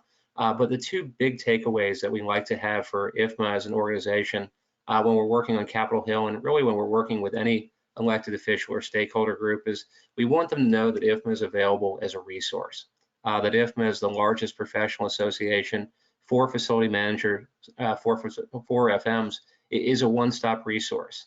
And that with so much legislation and public policy going on right now that impacts the business of facility management, we want to make sure that our members are being contacted about that and they're providing their perspective. So my role here in Washington and in the other places where we do work is essentially to help connect the subject matter expertise of each and every one of our members, our chapters, our communities of practice with any type of legislation or public policy with the potential to impact them. We do have a wide variety of subject matter experts. We've been very fortunate to have many of them on Capitol Hill over the years and let them connect directly with their members of Congress, let them connect directly with their elected officials and provide their perspective. We want to make sure that, as legislation pops up, it's not simply incumbent upon us to reach out and identify the member of Congress that needs to hear about it, that at some point also members of Congress are saying, okay, I've got an issue that's going to affect a commercial building in my district. Who do I call? And they pick up the phone and they call IFMA or they call me or they call the local chapter and say, what do you think about that? And so we want to make sure that that's not just happening in a policy context, that we are having members of Congress that are coming out, that they're looking at our buildings, that they're meeting with our members, that they're talking to our chapters, and really just engaging in the public policy process so that people understand what our members do, why it's important, and what our members can do to help inform public policy. The other area that we continue to look at is that we have the High Performance Building Congressional Caucus, where IFMA continues to play a leadership role. The caucus is chaired by Congressman David McKinley and then Congressman Peter Welch from Vermont. Congressman Welch has been involved with this caucus almost since its beginning. and was kind enough to take over this effort about 6 years ago when the existing chairman passed this along. Since then, Congressman Welch and his great staff have really been great leaders on high performance building issues, working with not only Ifma, but the other 200 members of the caucus to make sure that as policy comes up, it's going to impact the commercial building sector, that industry is providing feedback on it, and they are helping to craft legislation in such a way that it is workable within the industry. At present, we have about 30 members of Congress. There is no Senate caucus at this time, but that's something that we continue to look at. This is a very active caucus within the Congress. We do have a number of people that we meet with on a fairly regular basis, discuss specifics of legislation, and really more than anything are making sure that as Congress continues to debate these issues, that the industry is providing feedback. We've talked about this at a couple of different levels, but caucuses and coalitions are one of the key drivers of getting things done within Congress. That we want to make sure that Ifma is not just speaking with an independent voice, but that we're working with other people within the industry to make sure we're speaking with a shared voice and with shared priorities. Many of the organizations we work with are organizations that Ifma members also participate in. ASHRAE, or the American Institute of Architects, IATMO, U.S. Green Building Council, Associated General Contractors, various product and service providers are all engaged within the caucus and all provide their perspective, and really want to make sure that as we're crafting policy that impacts the building sector, that we are kind of working on it together and helping decide that amongst ourselves. We're very fortunate here to have the chair of the High Performance Building Congressional Caucus with us, Congressman Peter Welch from Vermont. Congressman, thank you for everything that you've been doing, both in terms of your leadership with the caucus and then everything you're doing on the Energy and Commerce Committee to pass legislation and enact progressive energy efficiency policy. We really appreciate that and appreciate you being with us here today. I know we have a number of Vermonters who are on the phone here. Unfortunately, they're on mute, but they may share their perspective with us via the chat box. So I hope you can hear us, sir, and please feel free to take things away if you can.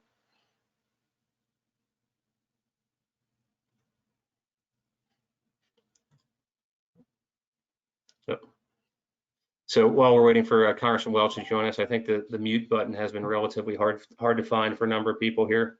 But Congressman, it's on the right-hand side. The microphone should be orange.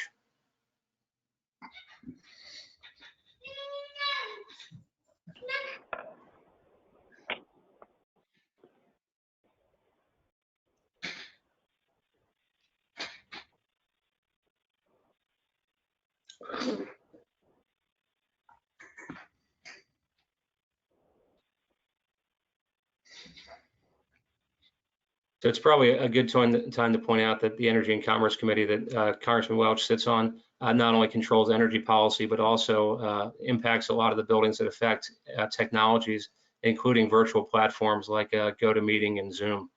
So we'll certainly keep that in mind to make this more user-friendly.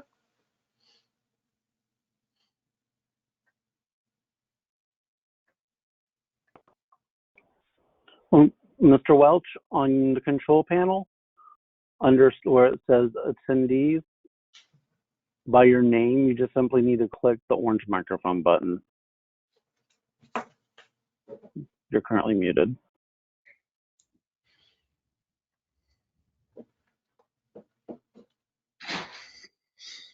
Okay, you look unmuted now, sir.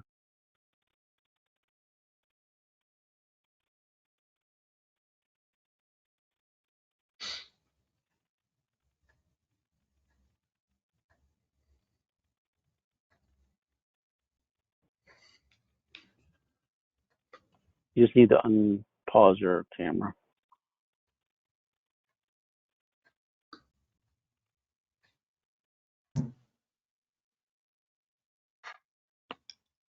There we go.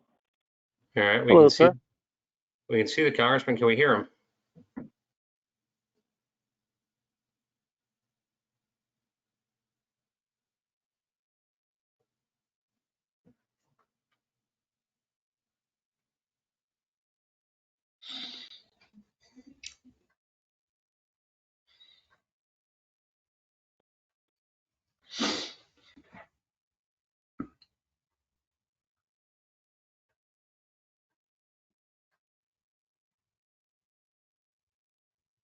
Sir, can you hear us? Mr. Welch? I think he's working on it.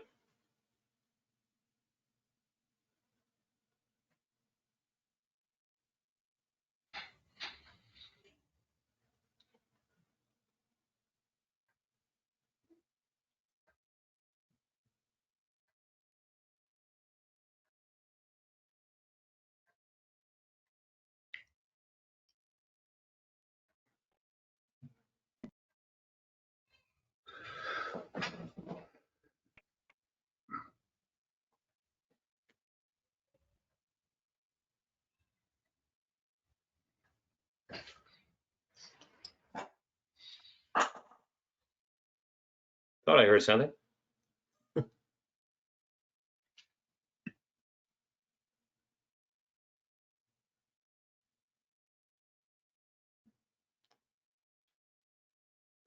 Give the Congressman one more minute here, I think. I'm messaging with his assistant right now. Okay. And thank you, everybody, for your patience. This is obviously what they keep calling our new reality here. So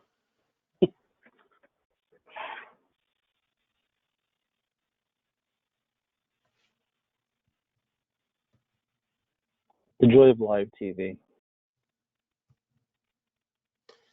yeah, that's exactly right. So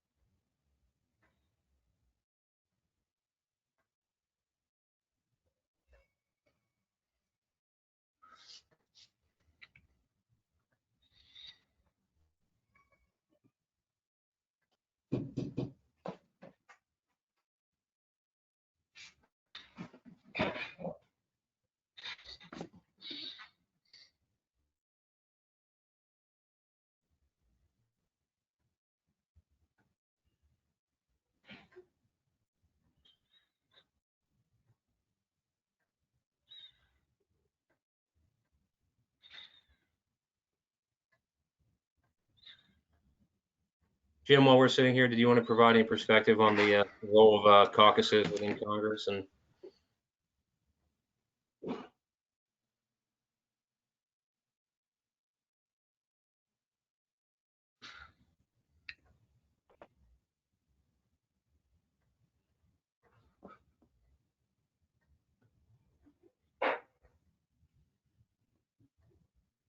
Hey, y'all, this is Alex Piper on Congressman Welch's staff too. I think we're just going to try to get the dial-in number for the oh, Congressman. wonderful, Alex. If that Thank you works. so much for your help and for your patience on this. So Thank we you were all. just discussing, maybe an oversight hearing on making GoToWebinar a more reliable platform for us here.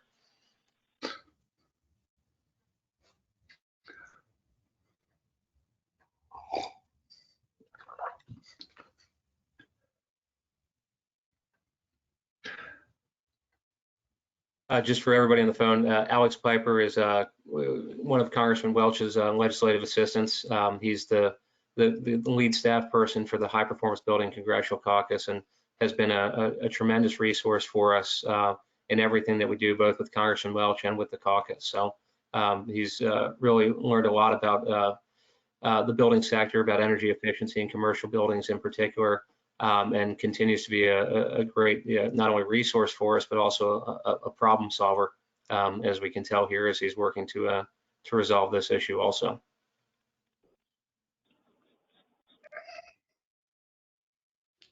JJ, may be a good opportunity for me to give a little heads up that we may need some flexibility as they called votes on the House side between 1:15 and I think 1:45. So we'll just have to be a little flexible here. Yeah, I did see that, Jim, and thank you for bringing that up. That'll it may impact some of our other speakers as well, but just the reality of the times we're working in. So.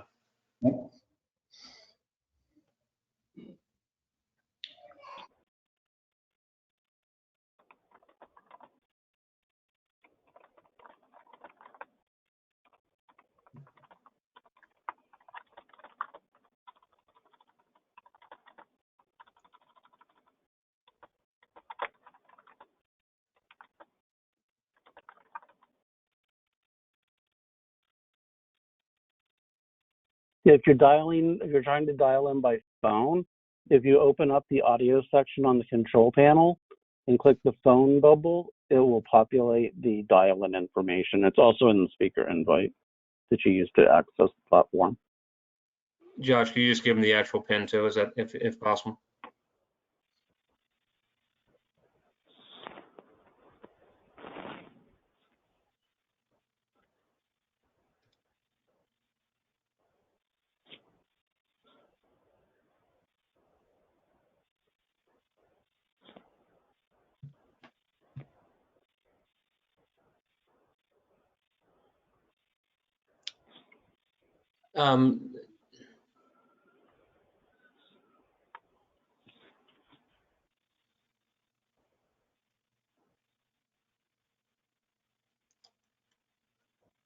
Hey, Josh, if Chuck Iliff is with us from the Architect of the Capitol's office, we may just want to allow Chuck to join us quickly here while we're waiting for Congressman Welch to work through his issues.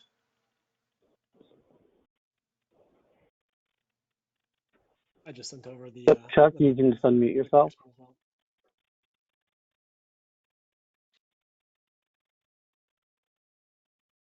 I think it's unmuted now. Jeff, can you hear me?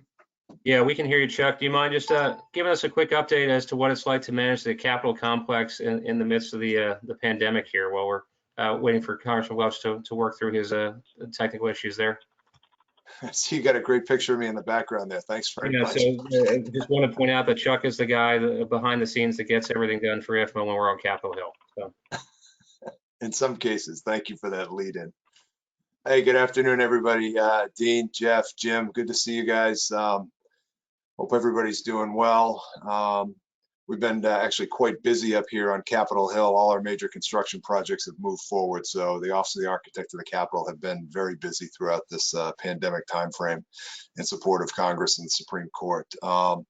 So for us, for those of you who, just give you the quick highlights for who we are and what we do. We are the facility management group for Congress. So we do as what all of you folks do, which is facility management. And we have a number of staff that are registered with Ifma as well, that have been through the training program for you folks. We're about 2,000 employees, predominantly 80% of blue collar, or tradesmen, craftspeople, whether it's stonemasons, electricians, plumbers, decorative painters, and plumbers, and so forth. So if something breaks, we can fix it. We've got staff here 24/7. 365 for the most part, but we do actually contract out for a good majority of our work. So about a $60 million annual budget to pay utilities and do construction work. So when we can't fix it, we'll contract out for those efforts. Thanks. Hey, Chuck, I don't want to interrupt, but I think Congressman Welch has audio here. He's been very patient with us. So can you hear us now? Yeah, I can hear. I got my phone. I'm not sure what's going on. You know, we're up here we're in the wilderness here. You guys all have high tech. We're still using Pony Express in Vermont. We need some upgraded buildings, you know, that are resilient with technology. That's exactly what we're talking about, sir. Well, thank you for your patience and thank you for being with us here today and for your leadership of the High Performance Congressional Caucus. I know we may have talked through some of your window, but just wanted to get a quick update from you as to what's happening with the energy bill and what's happening with the caucus. And thank you again for your leadership on both. Well, first of all, we've all got to stay the course. All right. I mean, step back for just a second. Every morning when we wake up and we read about what is happening with climate change, it's just undeniable. And it's heartbreaking. And look at what's going on the Gulf Coast, all those families being displaced, you know, that water rising, 5 storms brewing at once out in the Atlantic, and one of them right on the shores of the Gulf Coast. 5 million acres burned.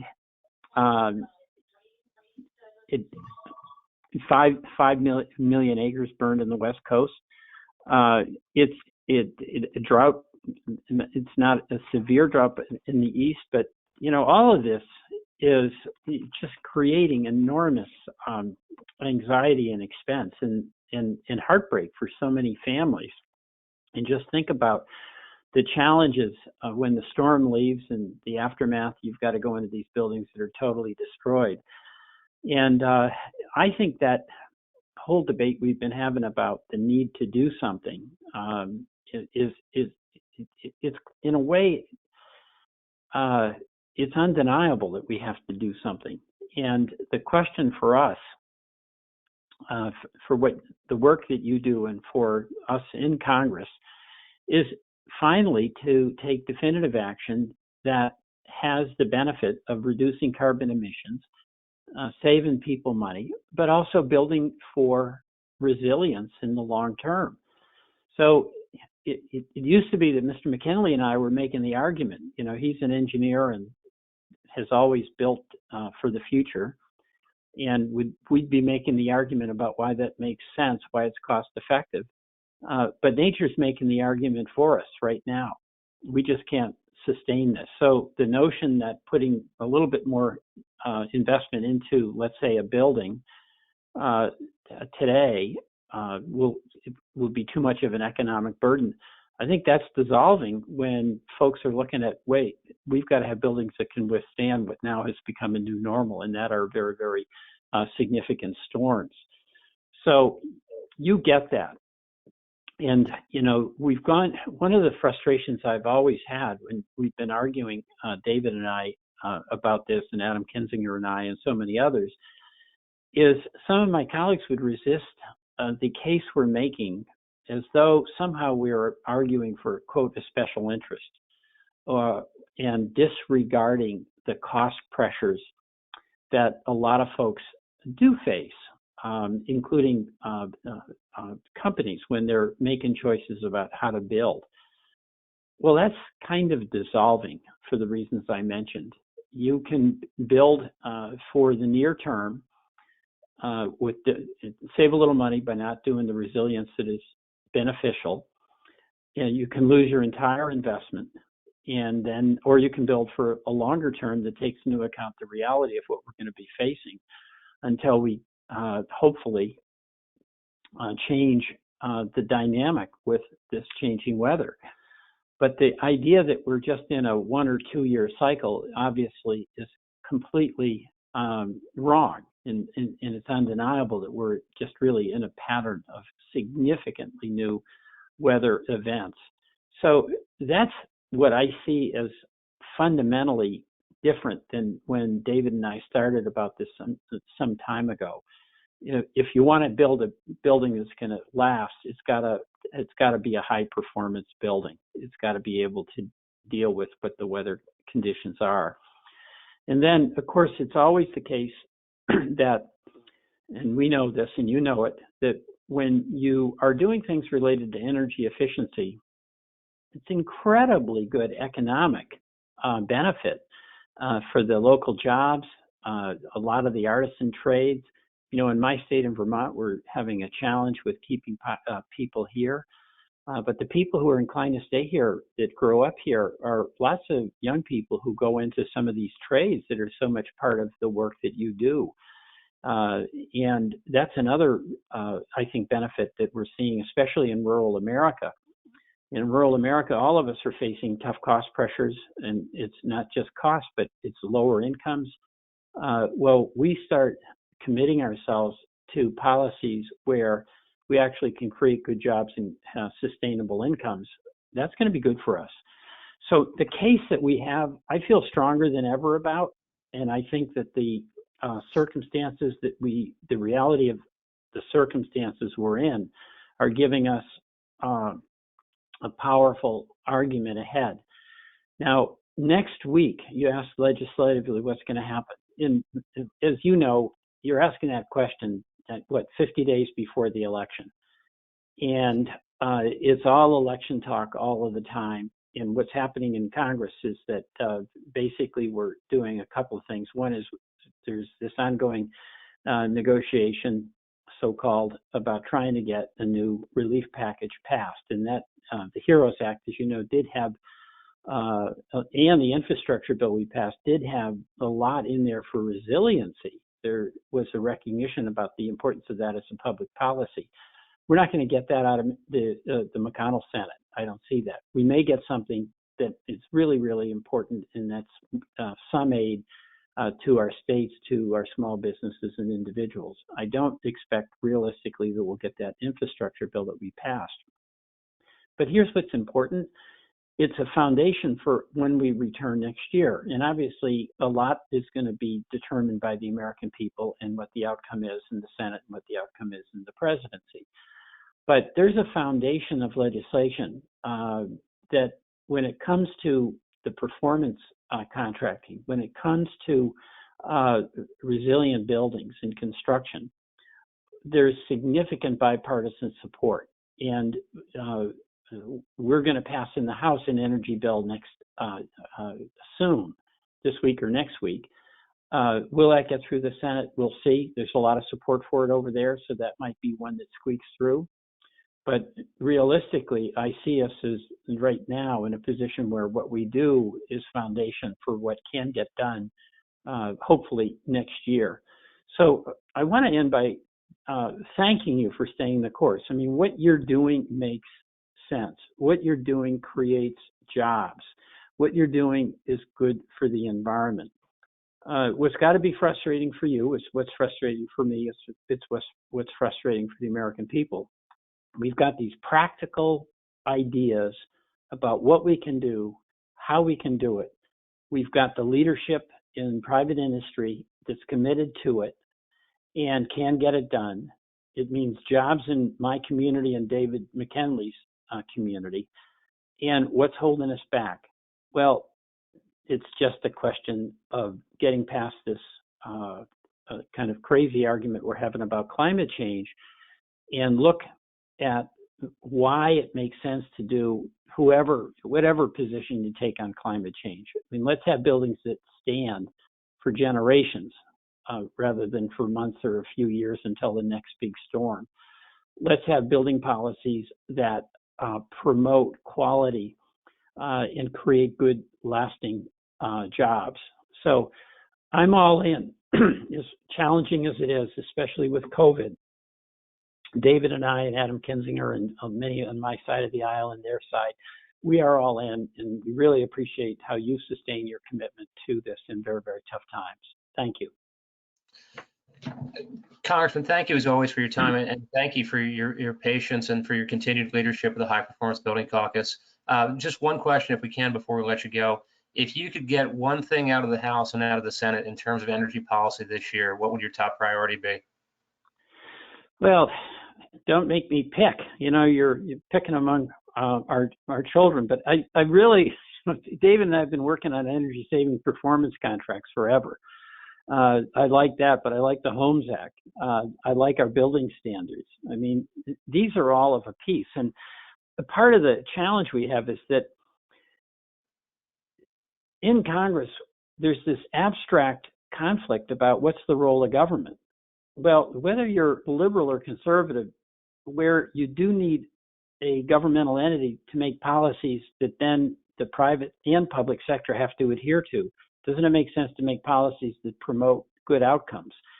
And to some extent, I find my biggest obstacle is that folks whose view is that government should not be involved in anything resist having government do anything, even when it has support in the private sector. So that's a big challenge here. The credibility of government to do things. But when you ask me what it is I want us in government to understand that we've got to make decisions and that it's not an answer for us to do nothing. Of course. Well, Congressman, thank you for that, and thank you for your perspective as always. We appreciate your continued leadership of the High Performance Building Caucus. We've got 200 plus people registered with us today. They'll all be reminded their local congressman to join the caucus, and we're going to push this out to our 19,000 members in the U.S. and ask them to do the same. So thank you, sir, for your patience. Thank you for everything you do. And thank you all for your patience as well and for your good work. And I'll see you soon. Great. Thank you, Congressman. Stay safe. Stay safe. Bye-bye. Thank you. Thank you again to everybody for your patience in working through the technical issues there. It's always great to hear from Congressman Welch and get his perspective on energy policy and the High Performance Building Caucus. I did want to go back to Mr. Chuck Iliff, who's been very patient, stayed with us on the phone here. Chuck did ask me to update his picture during the break, which unfortunately I was not able to do. But Chuck, I mean, I think you've seen firsthand the new reality of the way Congress is working, particularly in video forums like this, and that it must be a world upside down for the architect of the Capitol's office. And how are you guys handling all that? We're doing well, Jeff. Thanks. And hope everybody else is doing well. I'm happy to add in and fill in opposite Congressman Welch anytime. He has been a tremendous supporter of AOC and AOC's efforts. So many thanks to him and the others that are on the caucuses for energy and commerce and high performance buildings, because it really helps what we're trying to do. And I'll touch on some of the things that we've done on the energy and sustainability side as well. I jumped in there a little bit, kind of give everybody a quick overview of who AOC is and what we do and what my role is here. As I'm the Director of Design Services, Energy and Sustainability here for the Architect of the Capitol. My staff, about 70 people. We do in-house design work, small kind of tenant fit out type of work for the House, Senate, Capitol, Library of Congress, Supreme Court, and so forth. But then all of the larger design efforts, design and construction efforts go through my staff for basically code review and compliance with our design standards. So a lot of this big challenges initially. So when the pandemic first hit, there were a lot of concerns about HVAC systems, and fortunately enough, it was in the March timeframe. So, you know, I'll elaborate on a bit of some of the things that we did initially. We moved really our buildings to almost 100% outside air, and a lot of you know you can do that in the spring and the fall fairly easily because the temperatures are supporting that. But once you get into once it starts getting really hot and humid here in the mid-Atlantic states, as many of you know, it's problematic and difficult to operate a building that way. And then, of course, going into the winter. So we kept on that track as much as possible, moving 100% outside air. And then our bigger concern is we had one of our consultants run an analysis to see what would be the limiting factor on our on essentially what our systems are going to be. Is it going to be our power plant chilled water supply coming out of our chillers? Is that going to be the limiting factor? Is it the buildings or is it the units? And what we came down to find out is we started seeing problems with some units first, as opposed to buildings and in the power plant. The power plant was always able to maintain the chilled water load for us as we were working to cool off that air. So what we ended up doing is really just kind of adjusting buildings as needed, and then dialing back the amount of outside air that we were utilizing. Now, all of our buildings are filtered above the MERV 13 level, so our filtration systems are good. And in other areas, it's higher than that.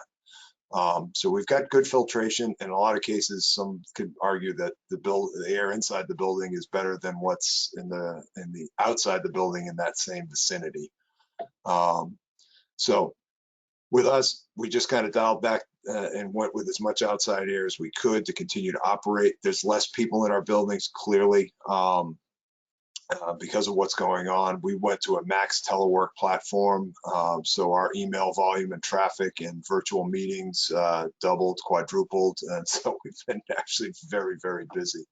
As I think I noted earlier, the Cannon renovation project, as well as the Senate underground garage project, Capitol Stone project has been progressing. All of our big projects continued on, and we found ways to work with the right PPE for our workers and our staffs and maintaining good appropriate distancing.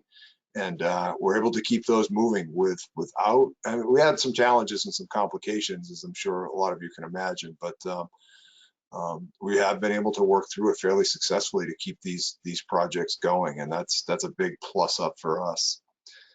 So I mentioned about the HVAC operations. Oh, and one of the other things we did find out with some of the limiting items on our HVAC systems, there was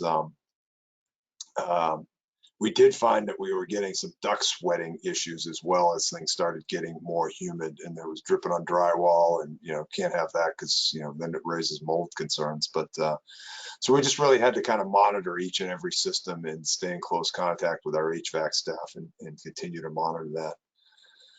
We worked through with Congress, even in the Capitol building, to set up some space plans and identify how we could work for spacing in the House chambers, in the large auditorium in the CVC for how many people we could actually get into those areas safely. We ran analyses on the amount of air changes per hour, set up seating plans for those spaces. And in some places where, you know, they may want to go in and have longer meetings, they may have to take some breaks in those. So the office of the attending physician identified, you know, they may be able to meet for an hour, then go out for, you know, 15 minutes or so, and they do a quick clean and then they come back in. So on some spaces, they were a little bit more limited.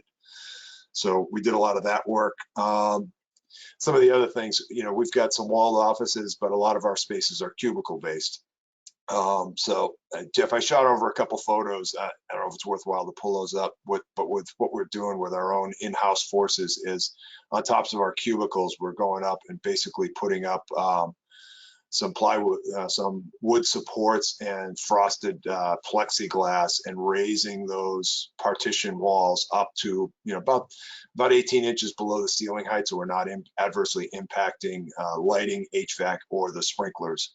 So we're going through in specific areas and doing that in our offices right now, so that we can prepare for kind of like a return to work. But what we're really preparing for, at least on my side in our offices, is for our architect staff who are going to be working here after the election on house moves. That becomes a big lift for the AOC after every election, as some members move out and we get new members in, and then they go through the office selection process as well. And, you know, members in the past have noted that the office selection process was probably the most non-political thing that they did on Capitol Hill, because it was all based on seniority. So whoever's the most senior, they start off from the top and then they work their way down, saying, do you want to change your office? Yes or no? Saying, thank you, sir or ma'am. And then we're moving on to the next. And then, okay, what offices are vacated and which one would you like?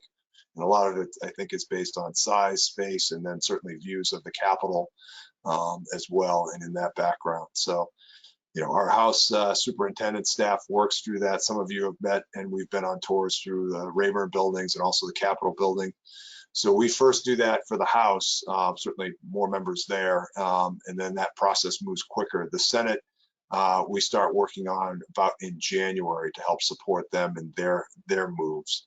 So what's going on there is we're setting up these partitions so our architects can actually come into the office, because we're still waiting to work with Congress to determine if we're going to actually have one-on-one meetings with our architects and their staff to work on their office layouts, or if it's going to be done virtually.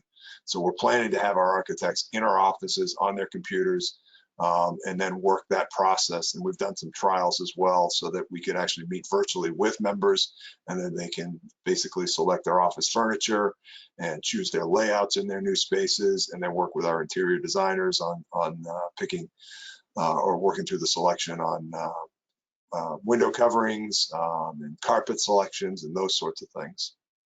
So that's really what that's been going on around here on Capitol Hill at a very high level.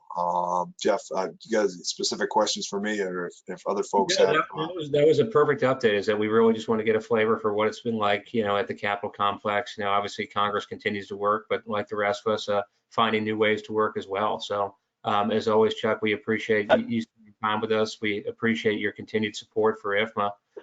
We look forward to continuing to work with you and the Architects of the Capitol's office moving forward. And thank you again for your patience here today. So thanks as always, Chuck. Jeff? Hey, Yeah. Jeff, do we have time? I have a question for Chuck.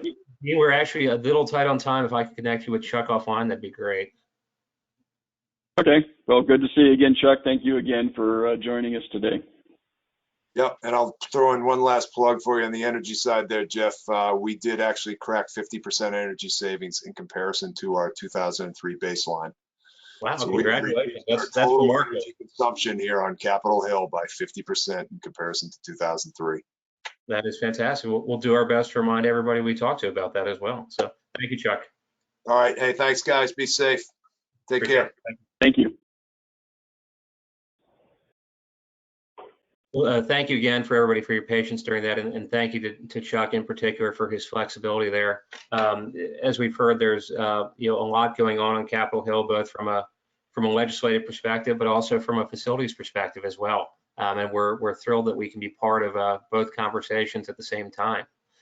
We did have a number of people during the course of those two presentations ask, what can we do now to kind of help translate all this information that we're getting into action? It's always been one of the cornerstones of IFMA's public policy program has been our Day on the Hill in September, and the opportunity we have to connect each of our members with their elected official and with the appropriate staff. And that's certainly momentum and interest that we don't want to lose given the virtual climate in which we're working right now.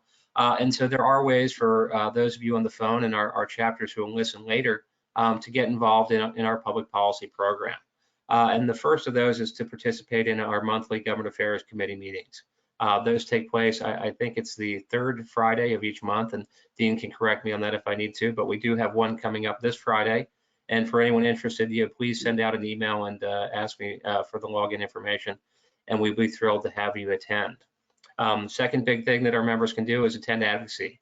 This year we've seen tremendous impact or tremendous interest from our chapters around the country, and we hope that translates. We hope that more people will come in with us next year when ideally we're going to be able to do this in person. Third thing that we can do from a chapter perspective is establish a state or a chapter government affairs committee. As so many people have keyed in on here, all politics is local, and the work that we do on the federal level is very important, but we need to connect that with what's happening locally as well. So if you have a designated government affairs person or committee within your chapter, it's a good way to help that effort and make sure that communication goes on throughout the year. We don't want to make our advocacy program be a one-day effort for our members. We want to make sure that people are thinking about this and engaged in the process throughout the year. And the easiest way to do that is having a state government affairs committee to help out. Other things we can do is obviously reach out to myself or Jim Wise and have us come out and speak to a local chapter meeting.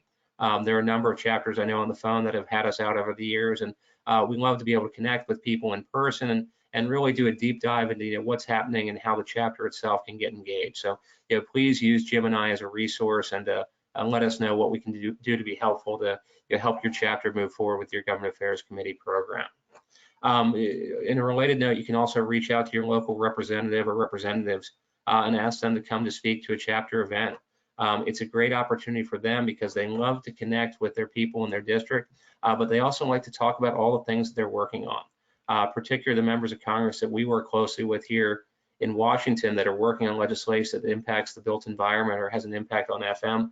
They want to go out, they want to meet our members, they want to get their perspective, and they want to be able to highlight the work that they're doing and the kind of tangible impacts that it has at home. And another way that you can do that, in addition to just having a member of Congress come out and speak to a chapter, is you can actually get onto a member of Congress's website, and we'll go through how you do that in a minute, and say, hey, are there any town halls coming up? Are there any public events that I can go and attend? And you can go there and you can stand up and you can ask a question, or you can go up and talk to the member of Congress or their staff afterwards, and they are always happy to engage, they're always happy to listen, and they're always happy to make new connections. So these are just a couple of the ways in this virtual format we're working in where we can continue our advocacy efforts and make sure that IFMA stays on the top of the list in terms of resources when dealing with public policy that impacts the built environment.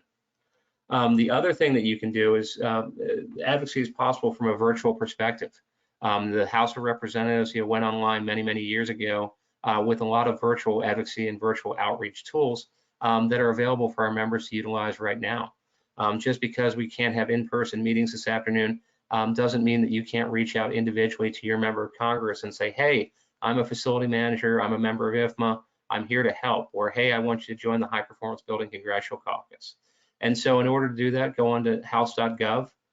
In the top left-hand corner, there's a box that says find your representative. If you click on that, it will then ask you to enter your home zip code. It's important to use your home address, not your work address, because your home address is where you vote, and that's how they decide who your member of Congress is. If you click onto the member's website, you then have a variety of ways in which you can contact them. You can get an actual phone number and call the office. You can send them an email, or you can utilize the web form. And through any of those formats, essentially, if you reach out and say, hi, I'm Jeff Johnson, I'm a member of the International Facility Management Association, I'm a member of the either Greater Capital or Chesapeake chapter, and I'd like to be utilized as a resource. Oftentimes they'll help you take it from there. If for some reason you have any difficulty in navigating this, Jim and I are also always here to help as well. If you would like the specific name and number for a member of Congress or for a key staffer, we're happy to connect you with the people that we know, and we're even happier and more excited to make new relationships and to find new points of contact on Capitol Hill. So anything we can do to help you reach your member of Congress, we're always happy to do that.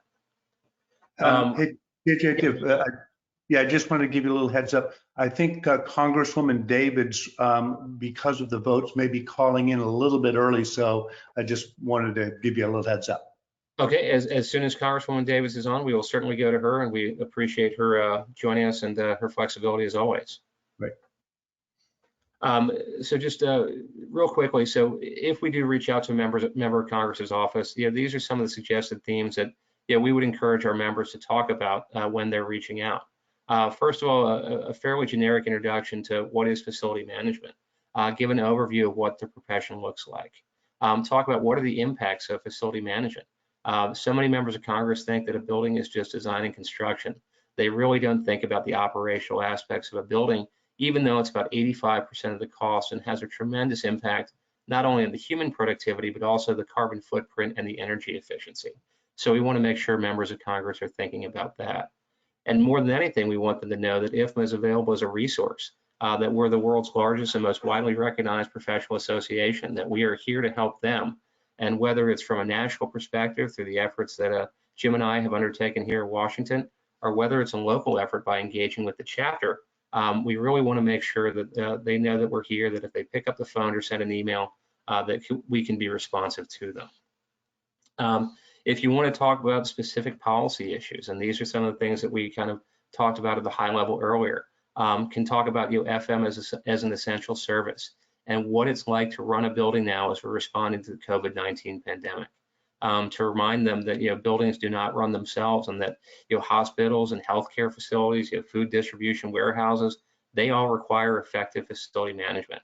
And we need to continue to recognize the important role that IFMA members play and the impact that we have in rising to and overcoming these challenges. It's always good to talk about industry best practices and how federal buildings can run more like their private sector counterparts. It's one of the most common questions we get when we're talking with members of Congress is that, what is the private sector doing, or what is the best practice, or what is the low-hanging fruit that's out there right now that will allow us to make our public sector buildings look more like their private sector counterparts. And IFMA has information, we have case studies, we have subject matter expertise specifically on that, that we want to make sure they know is available and bring to bear, or able to bring to bear. And then finally, the two other talking points that we've keyed in on here is joining the High Performance Building Congressional Caucus, which Congressman Welch had mentioned earlier, which is important for raising awareness, not just for IFMA, but for building issues generally on Capitol Hill. And there's a staff contact that's listed there, Alex Piper, at mail.house.gov, who joined us earlier, and then also using IFMA chapters as a resource. So if you do reach out to an individual member of Congress or to your senator, please let them know that you're with a certain chapter and provide the contact information for that chapter as well. We do want them to know that as we're reaching out individually, we're not just reaching out on our own behalf and on behalf of the organization, but that your efforts really do represent those that are coming from the chapter and from the organization more broadly.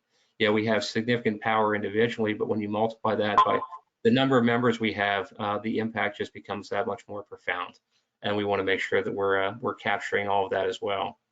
And then finally, if they have any additional questions, anything that's policy specific, they're always welcome to reach out to me or reach out to Jim Wise directly, and we can provide whatever feedback or whatever details they need specific to the questions that they might have. Now, so it is worth noting that all of this information is provided in the handout that is attached for the to the meeting platform here this morning, and that if you need an additional copy of it, we're happy to send that individually as well. So again, working in a virtual environment here, those are ways that we can continue to move forward with our advocacy process. Those are some basic talking points that you or your chapter can utilize when you reach out.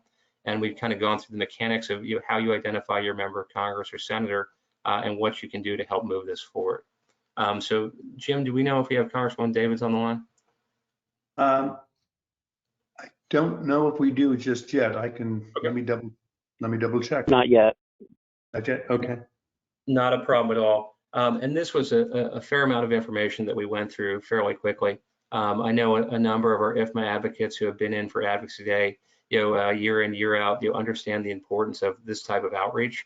But it really is important that we be proactive here, and that our members and our chapters are reaching out both at the federal level and at the state and local level to make sure that decision makers know who they are. One of the sayings that I guess we use within the Government Affairs Committee is that if you're not at the table, you're on the menu.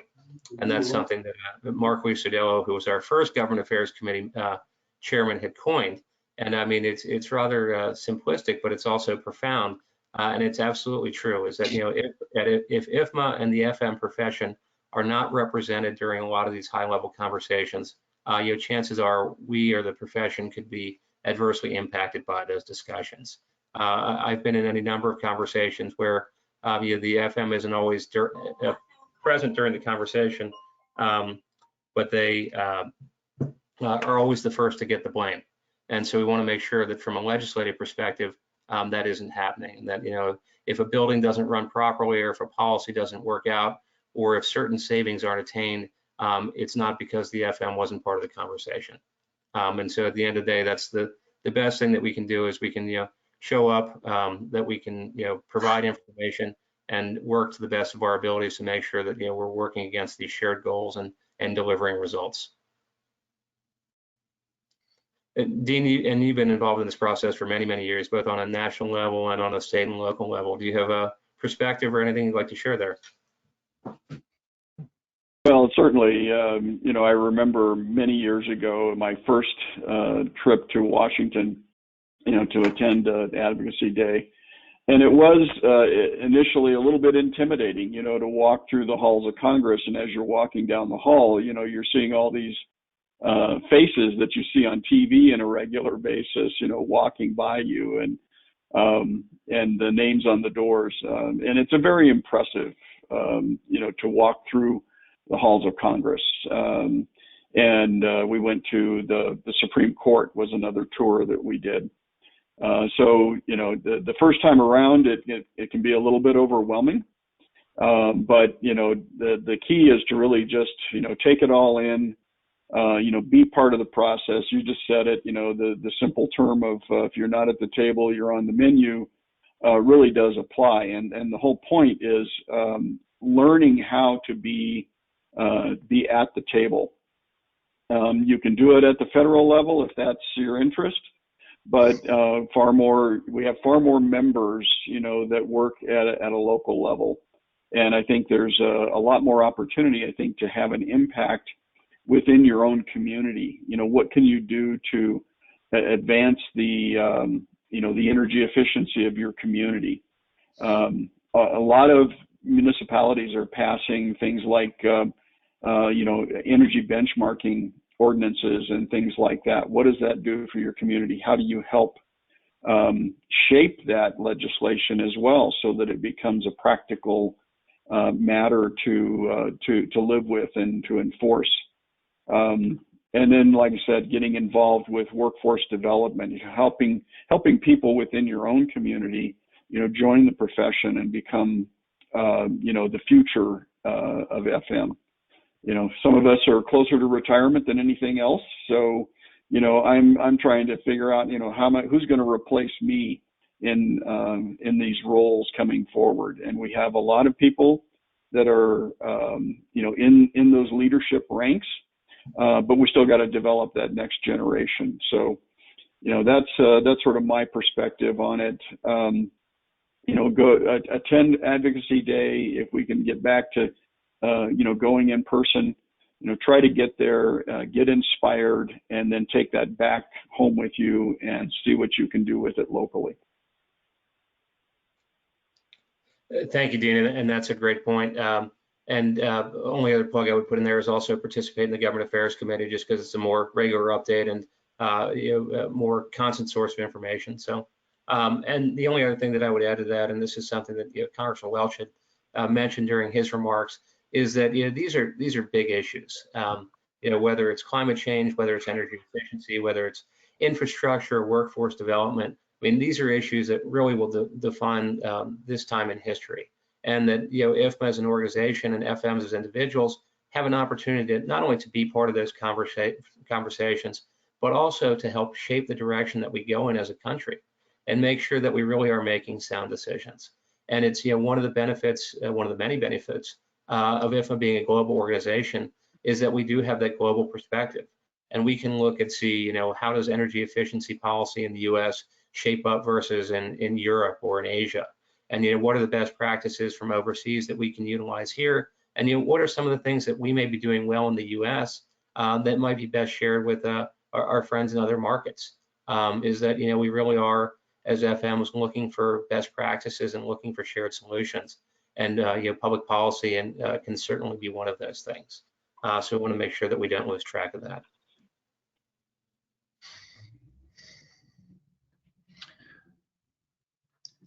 Well, I think we're just trying to work out some kinks here, JJ. The link that we sent to the Congresswoman appears, from what she's saying, to be invalid. So, Not a problem. I know Josh is working behind the scenes on that, and no doubt we'll have that taken care of.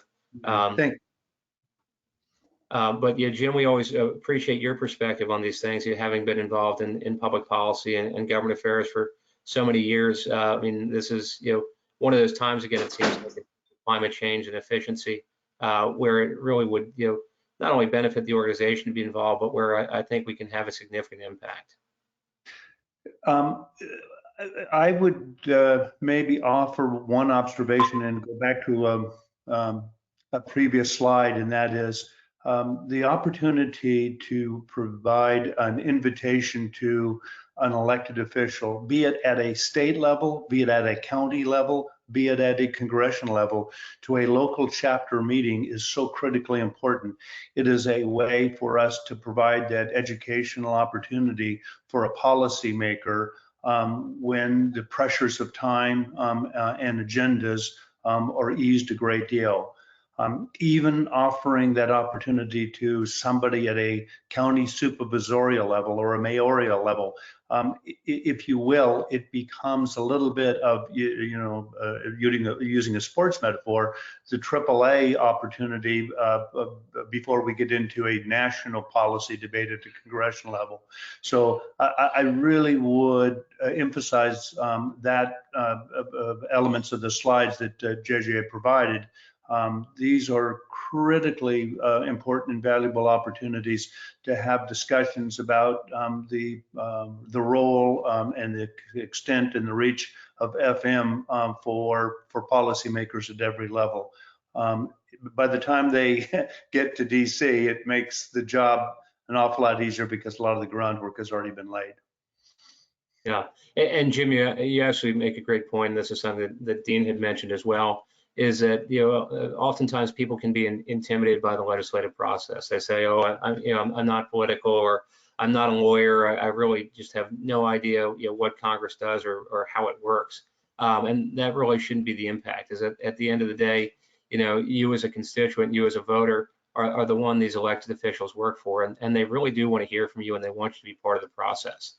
They really do want to help people to the extent that they can, and they want to make sure that they're enacting laws and policies that are workable, and not only because of the impact that they will have, but also because of any adverse consequences that they might have on the sector in which they're working. And so there really is an appetite, there's an interest in Congress, both in the House and the Senate, to hear from constituents, to hear from people that are on the ground, and connect real life work experiences with the public policy debates of the day. And I just really can't overemphasize that, and just talk about how important it is for our members to reach out and connect and to be part of the process here. JJ, it looks like we have Congresswoman Davids on now.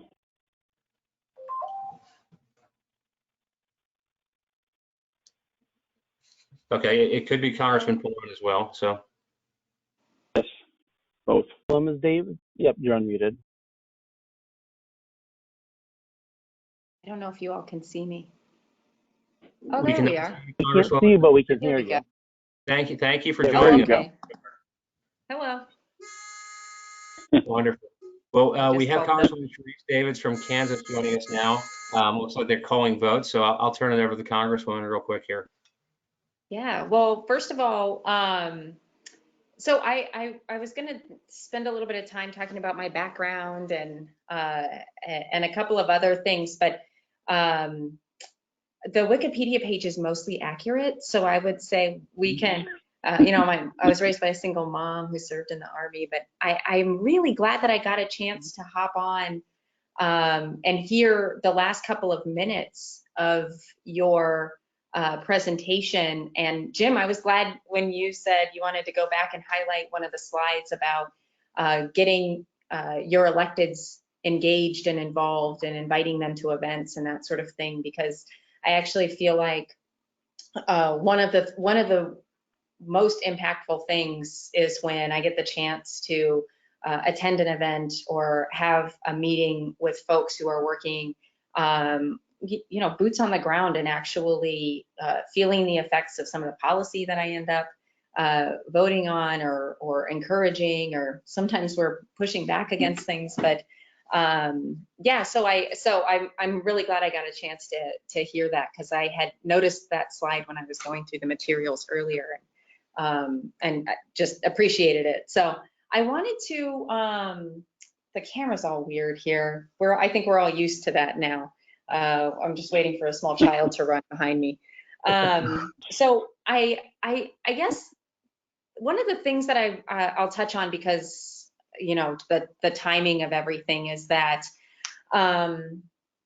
when I got here and when I was running, I knew that I wanted to serve on the Transportation and Infrastructure Committee, because it's an area that I'm just very interested in. And I think that it's one of these areas where a lot of folks don't necessarily think about it until something has gone wrong. And I imagine facilities management is a similar kind of thing, where you know, you're keeping things moving and running and doing all kinds of stuff. And when everything is going the way that it's supposed to be, other folks aren't really thinking about it, because everything's going just fine. And so I think of those kinds of things. And then yeah, I feel like there are so many points in the materials that I got the chance to read through, things like workforce development and economic development, and ways that we need to be investing in our, you know, our infrastructure, our roadways and airports and railways, and all of that sort of thing are things that I really appreciate, particularly around the workforce issues. And so that's something that I've focused on the T&I committee. And then I think, you know, how we invest in these long-term concepts, infrastructure is of course one of them, is going to be essential. When we start talking about modernizing our infrastructure, that's something that's essential for not just the health of our future economy, but the growth as well of our communities and our country as a whole. So this global pandemic has definitely highlighted so many of these areas for us. And I do think that investments in infrastructure can be a way for us when we're trying to get ourselves out of economic uncertainty. It is something that we should be thinking about and investing in, because in the here and now, it can help and into the future. So, you know, putting all our resources to work in that area is, I just think it's so important. And so I think I'll touch on a couple of the bills that I've been really proud to support and work on. One of them is HR 2, which is the Moving Forward Act. And then the other one is the Water Resource Development Act that we passed out of the T&I committee and then out of the House recently. And for folks who don't already know, HR 2 is a $1.5 trillion, represents a $1.5 trillion investment in the surface transportation network in this country. And, you know, it's over the next 5 years. And so I'm gonna get cut off on my things that I wanted to share, but this is a 5-year reauthorization, and of course, we're waiting for the Senate to decide, if they'll pass it. And I think that this is the kind of stuff that really can't wait. And I hope that, they'll take it up for a vote soon. And then I think I'll just tell you this, and then I'll turn it over. Also, I don't know if Chairman Pallone has already jumped on here or not, but I'm really interested in, hopefully in the next session of Congress, exploring the world of building codes. It's an area that I think particularly, I think in your materials, there was some information about the portfolio of federal property. The federal government has so much property, and I think updating our building codes and thinking about that can be super beneficial. And of course, it's something that I can nerd out about. And so I will be looking to you all for probably lots of input. And that's exactly what you were talking about when I got on here, is how you can help those of us who are in policy and decision-making positions make some of the best decisions we can, because it's not a bunch of members of Congress sitting in a room where the amazing ideas come from. It's us listening to the folks who are doing the work and are impacted by those decisions. So I'm very much looking forward to getting more of your perspective as we go forward. And I'm sorry the timing worked out this way, and I'll try to make sure I've got all the right things downloaded next time. Congresswoman, thank you so much for your time, and thank you for your flexibility. One big question that we have is that I know before the pandemic, you were doing your Cherise Serves Days out in the district. And I know our Kansas City chapter and Tina Schaus, who's one of our great FM leaders in particular, is very interested in having you come out for a day or for an afternoon and see what it's like to be a facility manager, be on the ground, help reduce energy use and reduce carbon footprints, and make sure people, particularly now, are working in a healthy and safe and sustainable manner. So hopefully we can get you to do that at some point soon here. Yeah, and we'll follow up, because we're gonna for sure, as things start to move forward, and we'll be on the other side of this thing at some point. But I want to make sure that we get to do that. Those are some of the most informative things that I do is Sharice's Shift. So. No, Sharice's Shift. I'm sorry, I thought it was Sharice Serves, but that Sharice's Shift sounds better. So I've been a barista. I've done all kinds of stuff. Well, Congresswoman, thank you so much for that. Jim, any closing comments or questions for the Congresswoman here?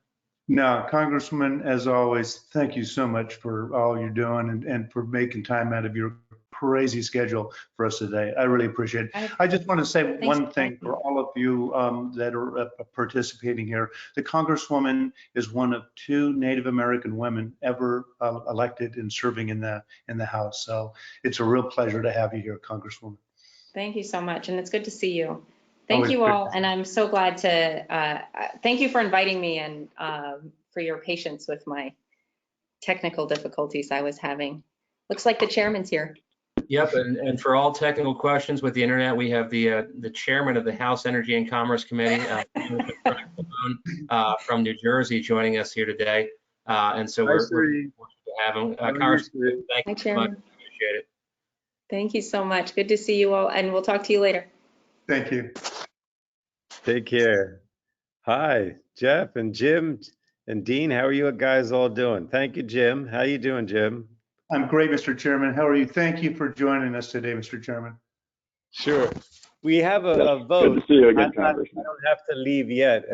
Liam may cut us short because there's only 5 minutes left, but I think there's probably another maybe 10 or 15. So I think we're okay for a little bit.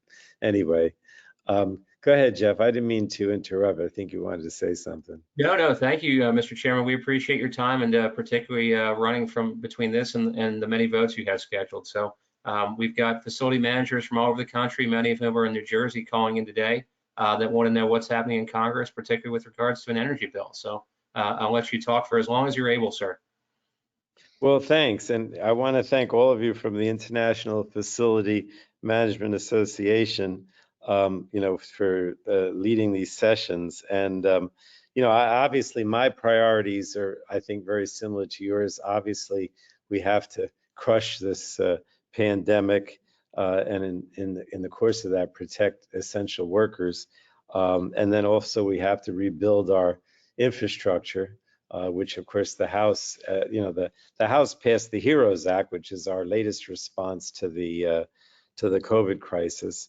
And then the Moving Forward Act was the major infrastructure bill, $1.5 trillion that we passed in the House. And then in terms of energy and water efficiency, we are going to do the, well, in terms of energy, we're doing this package next week, which of course is a much, not as big as the other as the energy infrastructure package, but is something that that you're probably interested in. I'll try to mention. So let me just go through those three things, if you will, very briefly. In terms of COVID, still very much up in the air as to whether we're going to have a bill. You know that the Senate passed the skinny package, which is, even less than the $1 trillion that McConnell had originally proposed. In other words, the House under HEROES had over 3. McConnell was at 1. Nancy offered to compromise at 2. And then McConnell came back with this $500 billion. So it doesn't bode well in terms of getting the package done. We're still trying over the next 2 weeks. We're definitely in session next week and the week after until I think October 2nd. I'm just going to turn that off.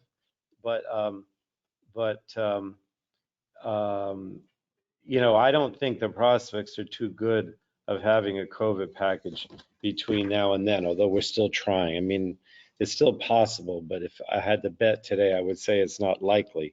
And I'm not going to go through what HEROES Act had, but it did have the hazard pay for essential services, for essential service workers, which some of yours, some of your people would be concerned about, obviously, and that's something that we're obviously would like to see in any kind of package.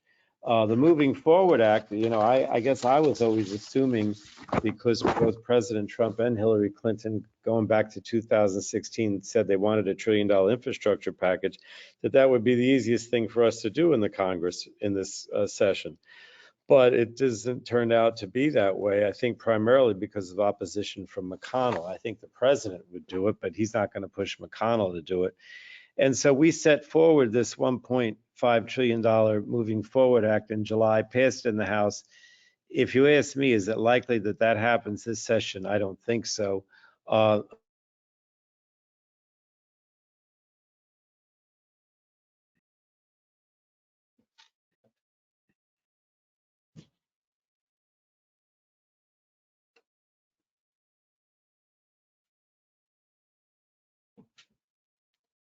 Dean, it looks like we lost the chairman there for a second.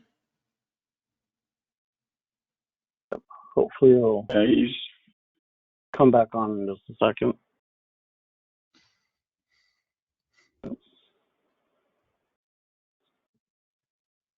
Well, His connection dropped. Yeah, it looks like we lost the connection, which is saying something, because as we were kind of joking about earlier, the House Energy and Commerce Committee is the panel in Congress which regulates. Oh, yes, Tom. Yes, Mr. Chairman, are you there? Yeah, I'm back. Was I not there for a while? We lost you for a minute, sir, but we're glad you're with us still.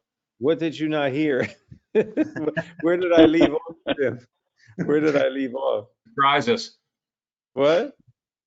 The second point. On the moving forward, the infrastructure, you didn't hear that? All right.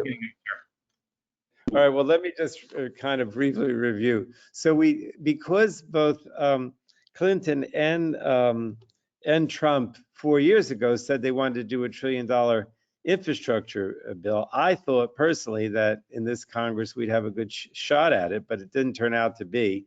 Although the president keeps talking about it, McConnell doesn't seem to want to do anything that big. And I don't think Trump at this point wants to push McConnell on it. So we did our bill in July, the Moving Forward Act, and it does a lot in terms of significant amount of money for wastewater treatment, for clean water infrastructure, for energy infrastructure, particularly to upgrade the grid, and a lot oriented towards climate change in terms of more energy efficiency and more resiliency. But as I has sort of suggested, there's no reason to believe that that's going to move in the Senate between now and the end of the year. But we would obviously take it up if Washington was all Democrat, Democratic Senate and Biden. This would definitely be a big one of the first things that we would do. And so you can get the outlines of that, what we would do by reading the Moving Forward Act. It's also possible that even if Trump was reelected, that we could do it, but less likely. You see what we're up to. And then the last thing, the thing you're probably most interested in, because it's relatively new, is an energy package that we're going to move next week on the House floor. Now here, this is a much more limited package, but you may or may not know that Lisa Murkowski, for many years now, has been trying to get together with us, both ENC and her committee in the Senate, to do a energy package. We were almost there at the end of the last Congress 2 years ago. It was in the lame duck. We thought we had agreement.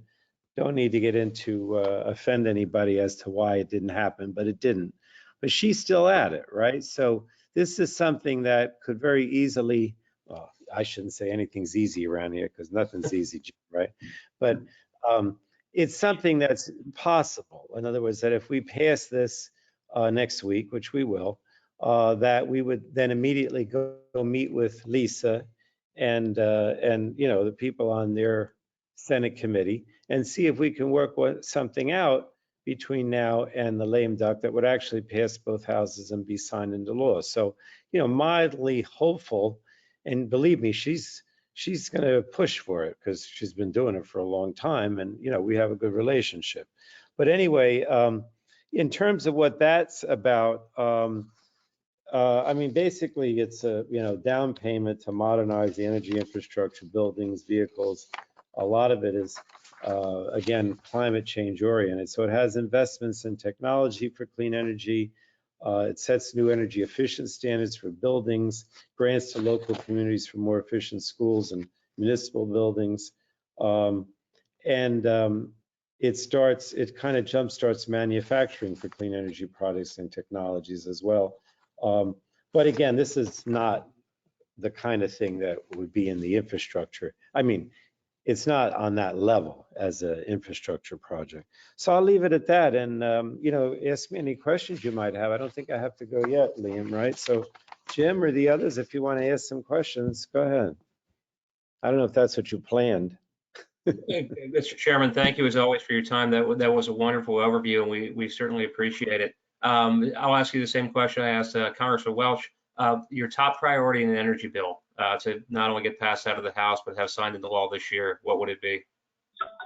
Well, I think, to me, the one thing that we've really have had a lot of support on a bipartisan basis are the provisions related to efficiency and resiliency, right? In other words, you can deal with those without even mentioning climate change. As you know, I can't even mention climate change to my Republican colleagues. Well, off the record I can, but on the record, they're not allowed to mention the word.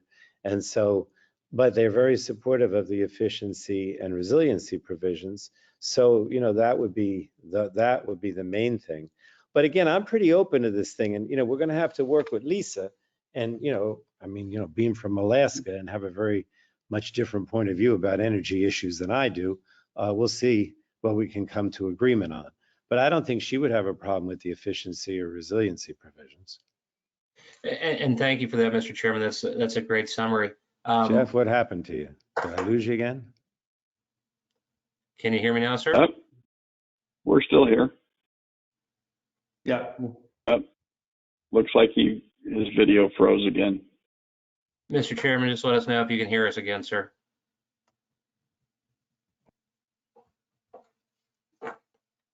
Well, I think Chairman Pallone makes a number of good points, particularly around climate change. It's something that we haven't talked about at great length specifically today because it's one of those issues that, as Chairman Pallone said, he can't always talk about with his Republican colleagues in the House. That it is a very politicized term, for lack of a better way to explain it.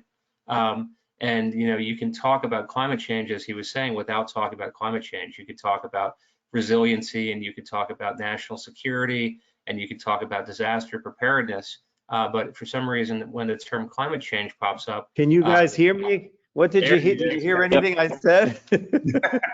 We heard everything you said about climate change, sir, and I thought it was a great summary. The one question I wanted to ask you, sir, assuming we still have time, is that we're an international organization. And so as we see the rest of the world continue to move forward with enforcing the climate or the Paris Climate Accords, do you feel that America is losing its place in the world in terms of leadership and energy efficiency and combating climate change? And what can we do to change that moving forward? Well, I'm going to have to go. So this will be my last question because I don't want to miss the votes, and I've got proxies for others too. But look, Paris, as you know, the withdrawal takes place a week or so after the election. I mean, obviously, if Biden is elected, we would try to go back into the Paris Agreement. So that would be key, right? I think that would be very important. We went to the Madrid conference, the International Climate Conference with Pelosi and others back in December, the last time I stepped out of the country, and maybe for a while. And the one thing that really surprised me there was how much the other countries wanted the United States to stay involved. And many of the leaders at that conference told us that if we withdrew and we didn't stay involved, everything would collapse. So in my view, this is crucial. I do think that things have really deteriorated once Trump decided we weren't going to be involved, and that they are clamoring for us to get back involved. And so if that answers your question, is yes, Biden is elected, we renege on the withdrawal, we get back in, and we play a major role. And without us, I think a lot of these international efforts will collapse, meaning that, the Chinese and India and others will say, well, why should we do these things if the United States is not doing it? That's the concern. But I'm going to go. Thanks a lot. Thanks, Take Mr. care. Chairman. Thank you so much for your time. All right. Bye. Thanks, Congressman.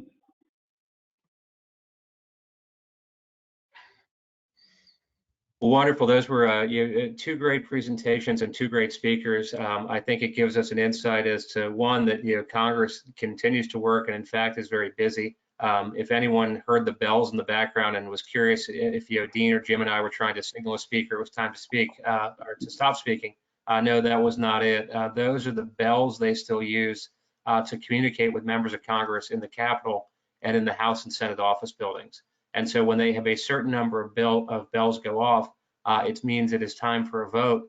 And so now both Congresswoman Davids as well as Chairman Pallone are racing from their offices, which are probably, Jim, half a mile, all the way to the House floor, across the street through security in time to vote. And as Chairman Pallone said, he was voting not only for himself, but it sounded like he had proxies for some other members as well. So he's voting for them. So it was very kind of him to spend some time with us this afternoon and talk about what's happening from a policy perspective. A couple of big things that Chairman Pallone had talked about, first being the energy package that we had talked about at the high level earlier. He thinks there is a good prospect for that to pass in this Congress, and that there is an opportunity to work with Chairwoman Lisa Murkowski, a Republican senator from Alaska, to get a Senate bill through. He said, hopefully before the election, but possibly even despite whatever the outcome of the election is, he's optimistic there. The other thing that I thought was interesting that he talked about was the role of the U.S. in global climate change conversations, and the Paris Climate Accords, which were signed during President Obama's presidency, but which President Trump has sought to withdraw the U.S. from. The rest of the world continues to work on that. And from a business case, for FM, working on efficiency and working to reduce, carbon footprints has always been a good thing, and always been something of which the organization has been very supportive and very progressive. So it's good to continue to hear our elected officials, particularly here in the U.S., continue to talk about that and continue to focus on it. Jim or Dean, any questions or observations based on what Congresswoman Davids or Chairman Pallone had to say before we just wrap this up and talk to our chapters about how they can get engaged in this process and how to translate all this to the state and local level? I guess just this one thought, and that is, if indeed there is a energy bill that gets out of the House, and if indeed Senator Murkowski from Alaska is interested in moving something, even in a lame duck session after the election, there are a minimum of 3 Republican members, including one senator who was on the call earlier today, Cory Gardner, who sits on that committee, as does Martha McSally and Steve Daines. Depending on what happens in those races, you could have the makings of a good compromise bill when some folks may feel like they're freed up politically to do whatever they want in a lame duck session. So I think the opportunity to have an energy bill in a lame duck session becomes a total function of what happens in November, but I think it really enhances the likelihood that you could see some enactment. Yeah, and Jim, thank you for that perspective. I think you're absolutely right. Is that, I think depending on what happens, there's absolutely room for compromise here. Dean, I know energy and environmental policy is near and dear to your heart. Your perspective, sir. Yes. So, many of us just witness what goes on in Washington through the lens of the media.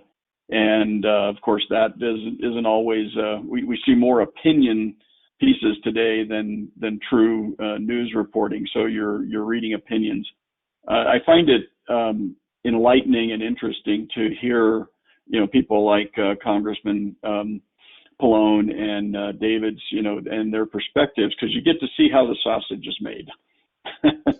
There's a lot that goes on in order to get some of these things, through legislation, and of course there's a lot of compromise that happens, and I think it's a very enlightening opportunity for us as an organization and as individuals to see how things get done. I'm very much interested in seeing environmental policy and energy policy move forward, but there's people who oppose it, people who support it. I saw a great T-shirt earlier. I was going to try to get that to Congressman Pallone, but he had to leave. But it said, "There is no planet B." And that's very much the truth. We can talk about, individual perspectives, but at the end of the day, we only have one planet. There is not anything close by that we can go to. So, at some point, the reality sets in that says we really can't damage it more than we're already doing, because we know that, the consequences of that will be devastating, and maybe not for individuals such as myself or Jim. I think we got a little more snow on the roof than most, but certainly for the next generations that have to live with those results. So I'm hopeful that we'll see our way clear to start taking some serious action. Yeah, and Dean, thank you for that, and we appreciate your perspective and your passion for this as always.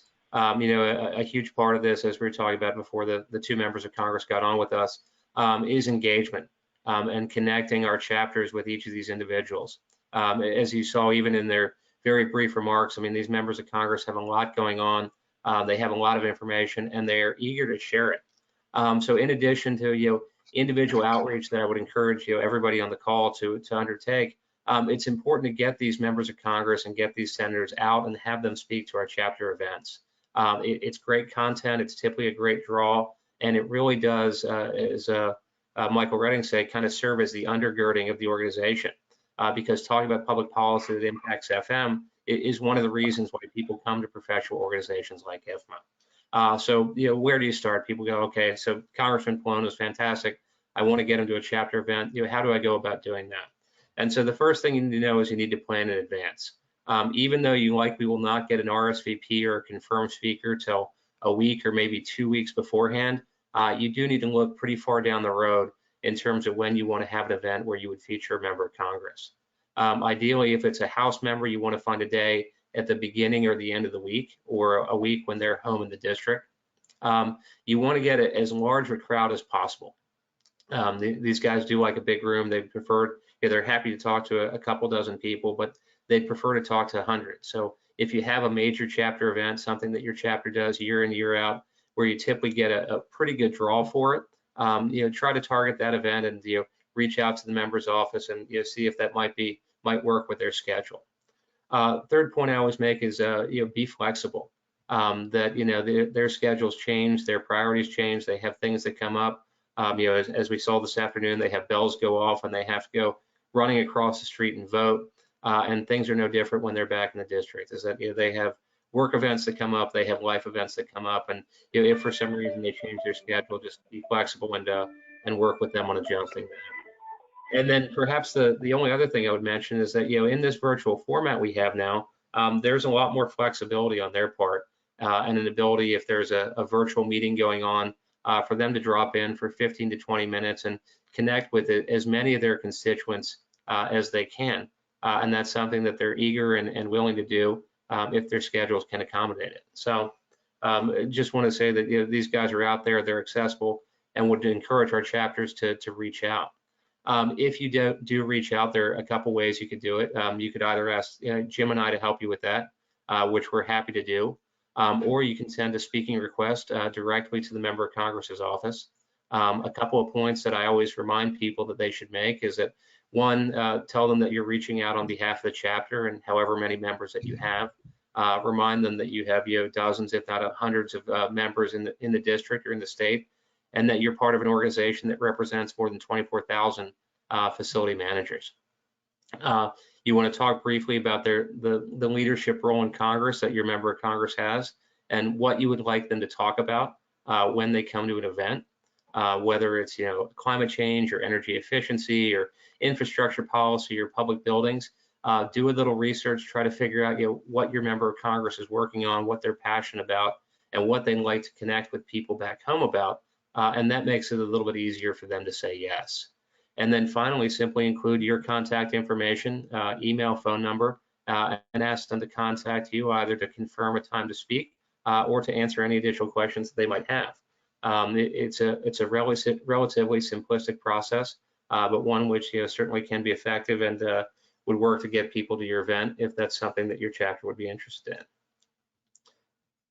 in. Jim, Dean, anything on that and having congressional speakers there? No, I think just the other consideration would be to be prepared to provide them with either an issue brief or some talking points ahead of time.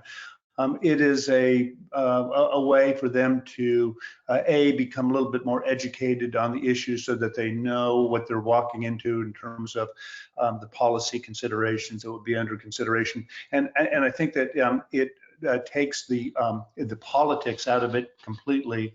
It validates and confirms that it's about a policy discussion, but most importantly, it's an opportunity for them to get to know their constituents a little bit better, which is the one thing that every elected official will always want to do, and to hear from constituents about considerations and concerns of importance to them. So I really do want to emphasize this is the most effective type of lobbying that we could do, to have you have an opportunity to talk to elected officials about the jobs that you do on a day-to-day basis. There's no more effective lobbyist than all of you. And Jim, and thank you for underscoring that point. And I did want to pivot here because we've been talking a lot about federal activity. And there is just as much activity, if not more, happening on the state and local level, which many times is a lot more accessible.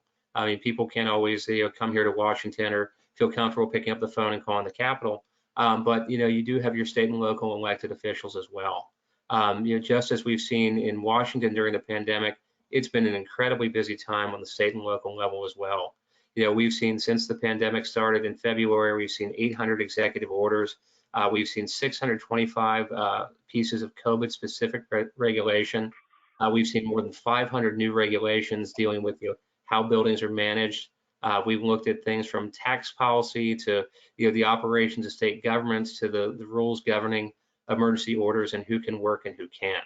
And so there really has just been a prolific amount of activity on the state level, and we want to make sure that we're represented in that and that we have been part of those conversations as well.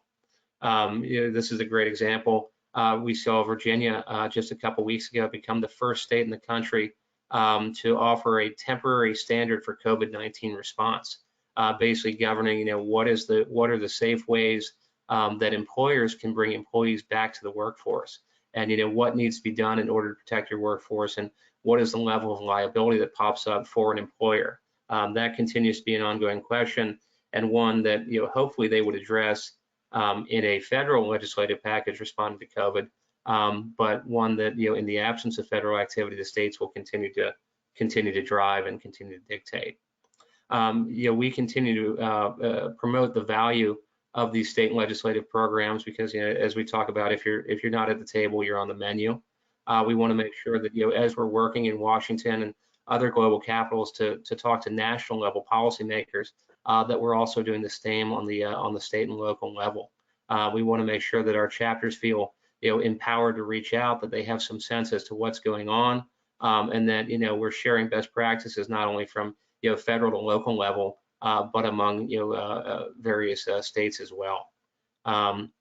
We often see that when a piece of legislation comes from Washington, it's left up to the state and local level to figure out how best to implement that policy. So as we talk about comprehensive government affairs, we can't just pass something at the federal level and let the states figure out on their own how to do it. We have to follow that policy all the way down and make sure that we're engaged not just at the federal level, but also at the state and local level as well.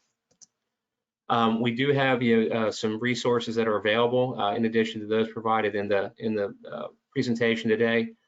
Jim and I are happy to provide a sample speaking request. If anybody would like to send a request out to their local member of Congress, we could send a sample meeting request. So if you want to go and actually meet with your elected official, they do have staff, they do have individuals back in the state, as do of course the state and local offices.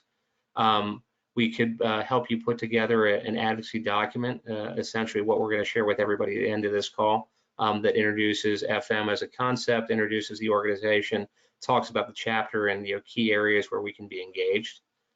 We do have our monthly government affairs committee meetings where we will typically go around from chapter to chapter and talk about what's happening on the local level, where do they need help from Jim and from Dean and I, what is the information that they want to share, what can we take from one state and translate in another. And then we do continue to monitor the legislative activity and the activity from various governors in about 24 states right now. So we do look for legislation that would have an impact on facility management, that would have an impact on our members, and to the best of our ability, we do then try to connect that information with the relevant chapter with some talking points, some guidance as to how they could become engaged in that process. Before I go any further into this, Dean, I know at the beginning of the call you would have talked a little bit about state advocacy and some of the work that the Denver chapter had been doing. Now might be a good time to bring that up. Well, and it looks like we have Congressman Pence ready to get started here, so I'll make this very brief. It is something that we should be looking at locally. I think at the state level, there's a little bit of a gap in that, of course, most of our chapters are involved with metropolitan areas or cities. And so, but between federal and down to the local level, we don't see a lot of activity at the state level. And that's just a gap we need to start working on, with our local chapters and how they can actually influence state level activities, especially for those that are close to the capital cities and can actually meet with, state level legislators as well as potentially governors. Here in Colorado, our now governor was a congressman, so we have a lot of some leverage there that we might be able to use between Jeff and Jim. So, but I'll let you turn it back over to Congressman Pence. Yeah, it looks like the congressman is still getting set up there. So there he is in the foreground. He's got a podium too. Hi, Jeffrey. Yeah, how's this for fancy, huh? Congressman, that is very impressive. We have seen various virtual setups today, and by far yours takes the cake there, sir. So thank you for the time that your staff has no doubt put into that. It looks great. It really does. Thank you. I actually have suit pants on as well. Well, Well, thank you, sir. I appreciate that. We're very fortunate to have Congressman Greg Pence join us from Indiana here. Congressman from Indiana. It looks like you're in the Capitol building, though. The Congressman is on the Transportation and Infrastructure Committee and has been a tremendous advocate in the alignment of the federal building portfolio in disposing of excess property and really reducing waste. And so he's been a tremendous friend, and we're fortunate to have him not only represent our chapters in Congress, but also join us here today. So Congressman Pence, thank you so much for your time. We look forward to your comments, sir. Thanks, Jeffrey, and thanks y'all for hosting me today. I'm actually going to do some kind of formal remarks and then open up to Q&A. Does that work for y'all? Yes, sir. Okay. As many of you recall, that I had the pleasure of speaking with you last year to discuss how Congress is working to transform how the government approaches federal real estate. As a businessman by background, I'm pleased to lead the effort to reduce waste in federal government by selling and disposing of excess federal property. With tight budgets and competing priorities facing our nation, public buildings often are not the priority. We're also seeing new challenges brought on by COVID-19. A lot of folks working from home now. Initial trends indicate that federal agencies and private sector are finding benefits to teleworking that may last beyond COVID-19. And I'll talk more about that in a second. As a result, we see the potential for significant taxpayer savings and an opportunity for even further reductions of space. Billions can be saved if we continue to consolidate and reduce our space footprint, negotiate good lease deals, sell or develop properties that are underutilized and high value, and put people in more efficient buildings. If we are serious about transforming how we approach federal real estate, it's critical for us to do things differently and put more options on the table. That's why I introduced HR 4485, the Public-Private Partnership for Prosperity Act, or P4, with Mark Meadows. This bill addresses the GSA backlog of construction and major renovation projects by providing GSA with flexibility to pilot the use of public-private partnerships. I also introduced HR 57, a bill that would bring fair market practices into federal real estate, potentially saving billions of taxpayer dollars, which we actually in one subcommittee hearing quantified that to the tune of $20 billion. Forcing agencies to lease property when ownership could be more cost effective is counterintuitive policy that blatantly wastes money from hardworking taxpayers. I'm not naive about these hurdles at all. All of you know that this has been a decades-old uphill battle when it comes to how the scoring rules at OMB have been interpreted. But that interpretation needs to catch up to the real world. We must at least test out these authorities. These are just a few examples of common sense reforms that would save millions of taxpayers' dollars. My Hoosiers deserve an efficient government that can meet our 21st century infrastructure needs, and I welcome your input in how we can achieve that. So with that, I have concluded my remarks, and I'd like to hear what you all think the COVID-19 impact will be on these, on my initiatives, on your interests. You know, we got Mark Meadows in the chief of staff now. You know, I actually, when I joined Congress, went down to his office, and it was something I couldn't believe, being a real estate guy. You know, I've never been on the government real estate side, and you know, the fact that these things were occurring, I got a better handle on it, dug in, and then co-sponsored the bill. So I'll turn it back to you, Jeff. Well, and Congressman, thank you for your leadership on these issues. I know you and Congressman Meadows have been working hand in hand, and we're really the two leaders in the Congress after Congressman Denham left, trying to dispose of excess real estate and really bring the federal portfolio more in line with private sector best practices, which is always something that we support and something that we champion. We've spent a lot of time in Congress trying to educate members and staff alike that the real cost of the building isn't just the design and construction, it's that ongoing operational expense. And to the extent that we can get rid of some of those operational costs and get that real estate off the books and bring that money back into the Treasury, that's something that we absolutely need to do. So we appreciate your continued effort there, your effort to streamline this process and focus more on public-private partnerships and all the good things that are happening in the private sector that really we'd like to see more of in Congress. To your question, sir, about how the pandemic is going to impact the real estate industry, I think that's something that is still somewhat to be determined right now. I think a lot of industries are having success with telework, but others may be struggling with it a bit more. I guess if I could answer your question with the question, is that we've been trying to kind of downsize the federal real estate portfolio, and do you think the COVID pandemic expedites that effort and makes us realize we need to get rid of more space, or do you think it means that we need to spread out and have more facilities where everybody can have their own office and space and social distance? Well, that's a good point, Jeffrey, that you just made. As I mentioned in my remarks there, I actually think this working from home is not good. I was in the Marine Corps. I've run pretty large companies. Grew a company from 70 people to 2,600. You really can't move an organization without that face-to-face mentoring, contact, career development, leadership, all those things. It's my experience that during this pandemic, which was a very extraordinary time, that we're losing development of people. We're losing management of people. I had a company where we actually used processing was done in India. So that was fine. That was just numbers, you zoom it in. But we didn't have to develop those folks over there. Someone else was developing and training and teaching those people. So I don't think that I think we're going to go back to where we're at. But you brought a very interesting point up.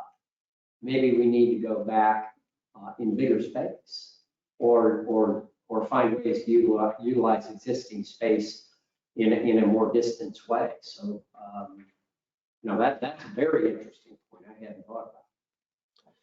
Yes, thank you, sir. And that's something that we continue to look at here. I guess the bigger question coming from a lot of our members here is that we're starting to bring people back in the workplace. That we're continuing to look at what the kind of post-COVID world looks like. What do you think the next COVID package from Congress is going to look like, and what would the timing for it be? Well, the good news is I don't get to go home before the election. I just found out today, Nancy Pelosi sent that out until we come up with some relief package. The number one thing that the relief package has to have is liability protection. We know that, I'm going to use Indiana as an example real quick. Indiana got $2.3 billion in the CARES 1. Still is sitting on $1.25 million. I think it may be prudent to expand what you can offset, what expenses you can offset. And in the Senate package, they even talked about a certain percentage would be used for revenue shortfalls.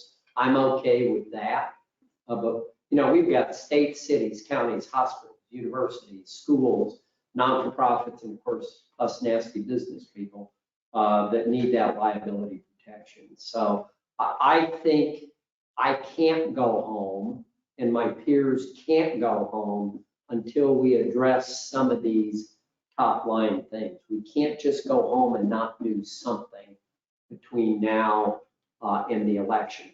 As probably y'all know, I'm in a pretty good district, pretty safe district.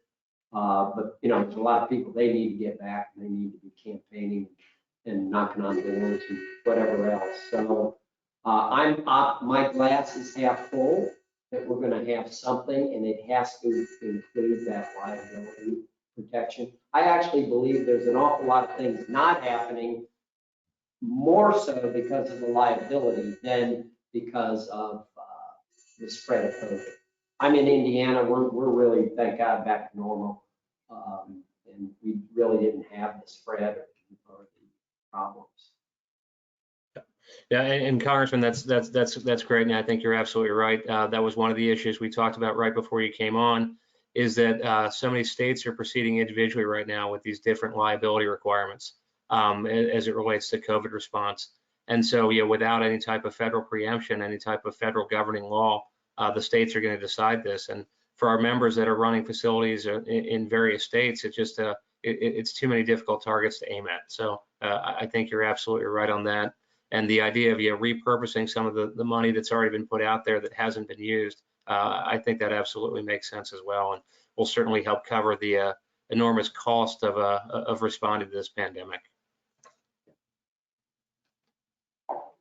Last question, if I can, Congressman. I hear bells going off in the background. I recognize you've got to run to vote.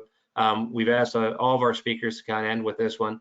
If there's one piece of legislation you could get through and signed into law before the end of this Congress, what would you choose, sir? I just described it. Perfect. I'm on the infrastructure committee. Just to reiterate, y'all know this. I know you do.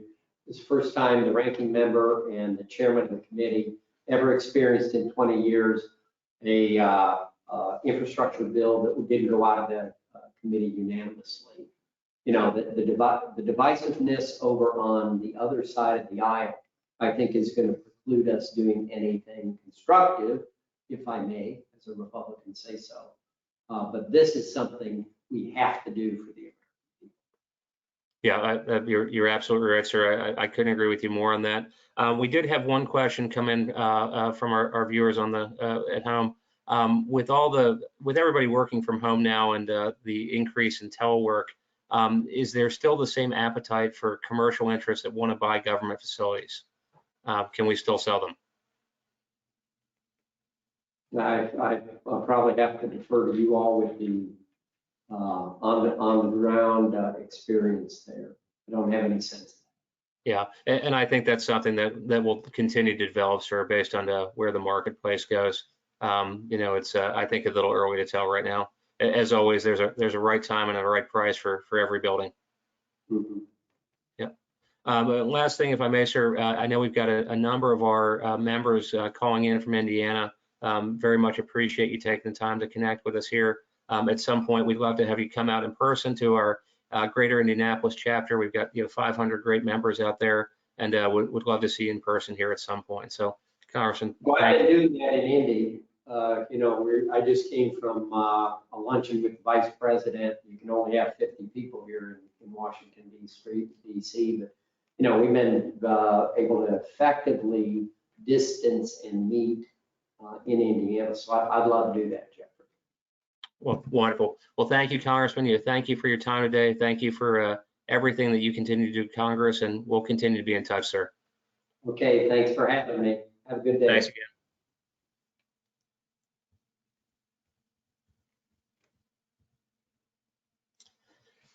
Wonderful, and great informed perspective there from Congressman Pence about everything that's happening in the public building sector. With his background in commercial real estate and the relationship that he has now with the White House Chief of Staff, and then of course the Vice President's office, really is in a great position to continue to effectuate change in the public building sector, and we want to make sure that we continue to be part of that. Congressman Pence was our last scheduled speaker for today. I just wanted to pick up where we were when the Congressman came in, talk about kind of all politics of state and local here, and as Dean mentioned, we've seen a lot of activity from our chapters here. These are a couple of the successes that we've seen, from the apprenticeship that we've had in Maryland to job-based training programs in Texas and Louisiana, working with various mayor's office legislatures on tax reform and valuation of FM services. There continue to be a number of opportunities for FM engagement on the state and local level. As an international organization, all the work that we do scales all the way up to the international level as well. In addition to the monthly calls that we have that are U.S. focused here, we also do some work internationally with our team in Europe, with our team in Canada, and with our team in Hong Kong and in China.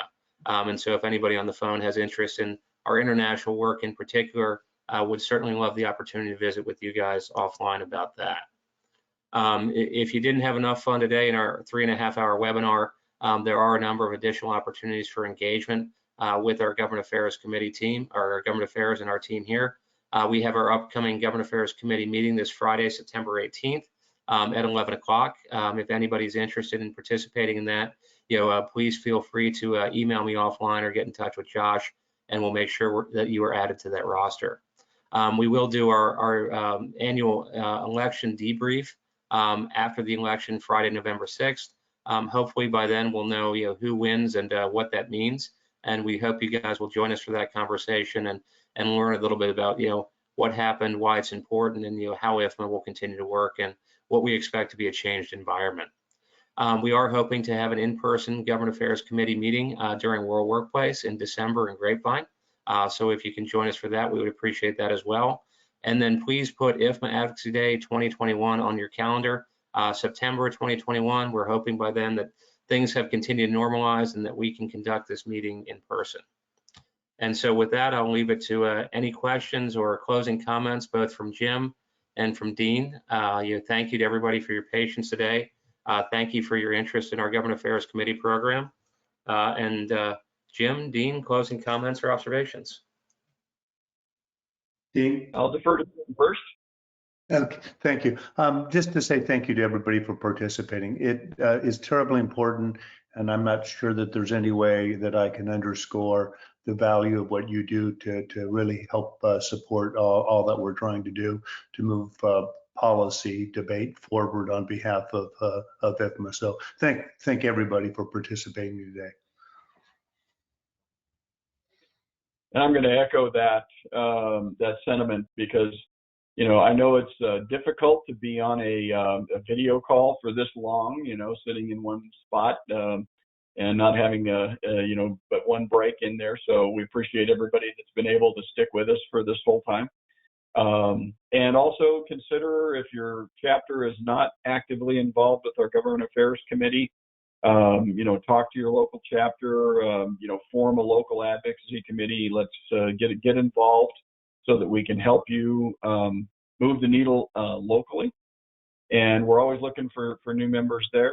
And I doubt we have anybody, I don't know if we have anybody internationally on, but, we are doing work around the world. So anybody that may have a global portfolio that they're working with may be interested in some of the activities that we're doing, in particularly in Europe and Asia at the moment, but again, making some inroads in Canada.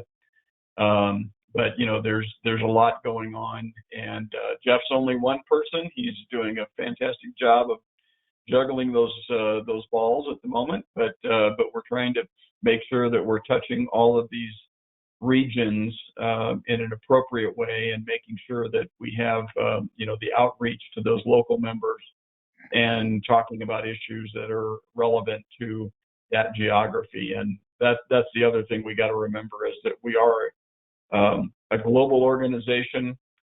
Not everything works the same way it does in the U.S. You learn that very quickly when you start working internationally, but it's also very rewarding. It's been one of the more rewarding things of my career, is working on government affairs and working on these international issues. And thank you, Jeff. Thank you, Dean. And thank you again to Dean and to Jim for the tireless work that you guys continue to do on behalf of our government affairs efforts here. So wouldn't be possible without either of you, and can't tell you how much we appreciate it. To everybody listening at home, thank you for your continued support, for everybody staying on as long as you have.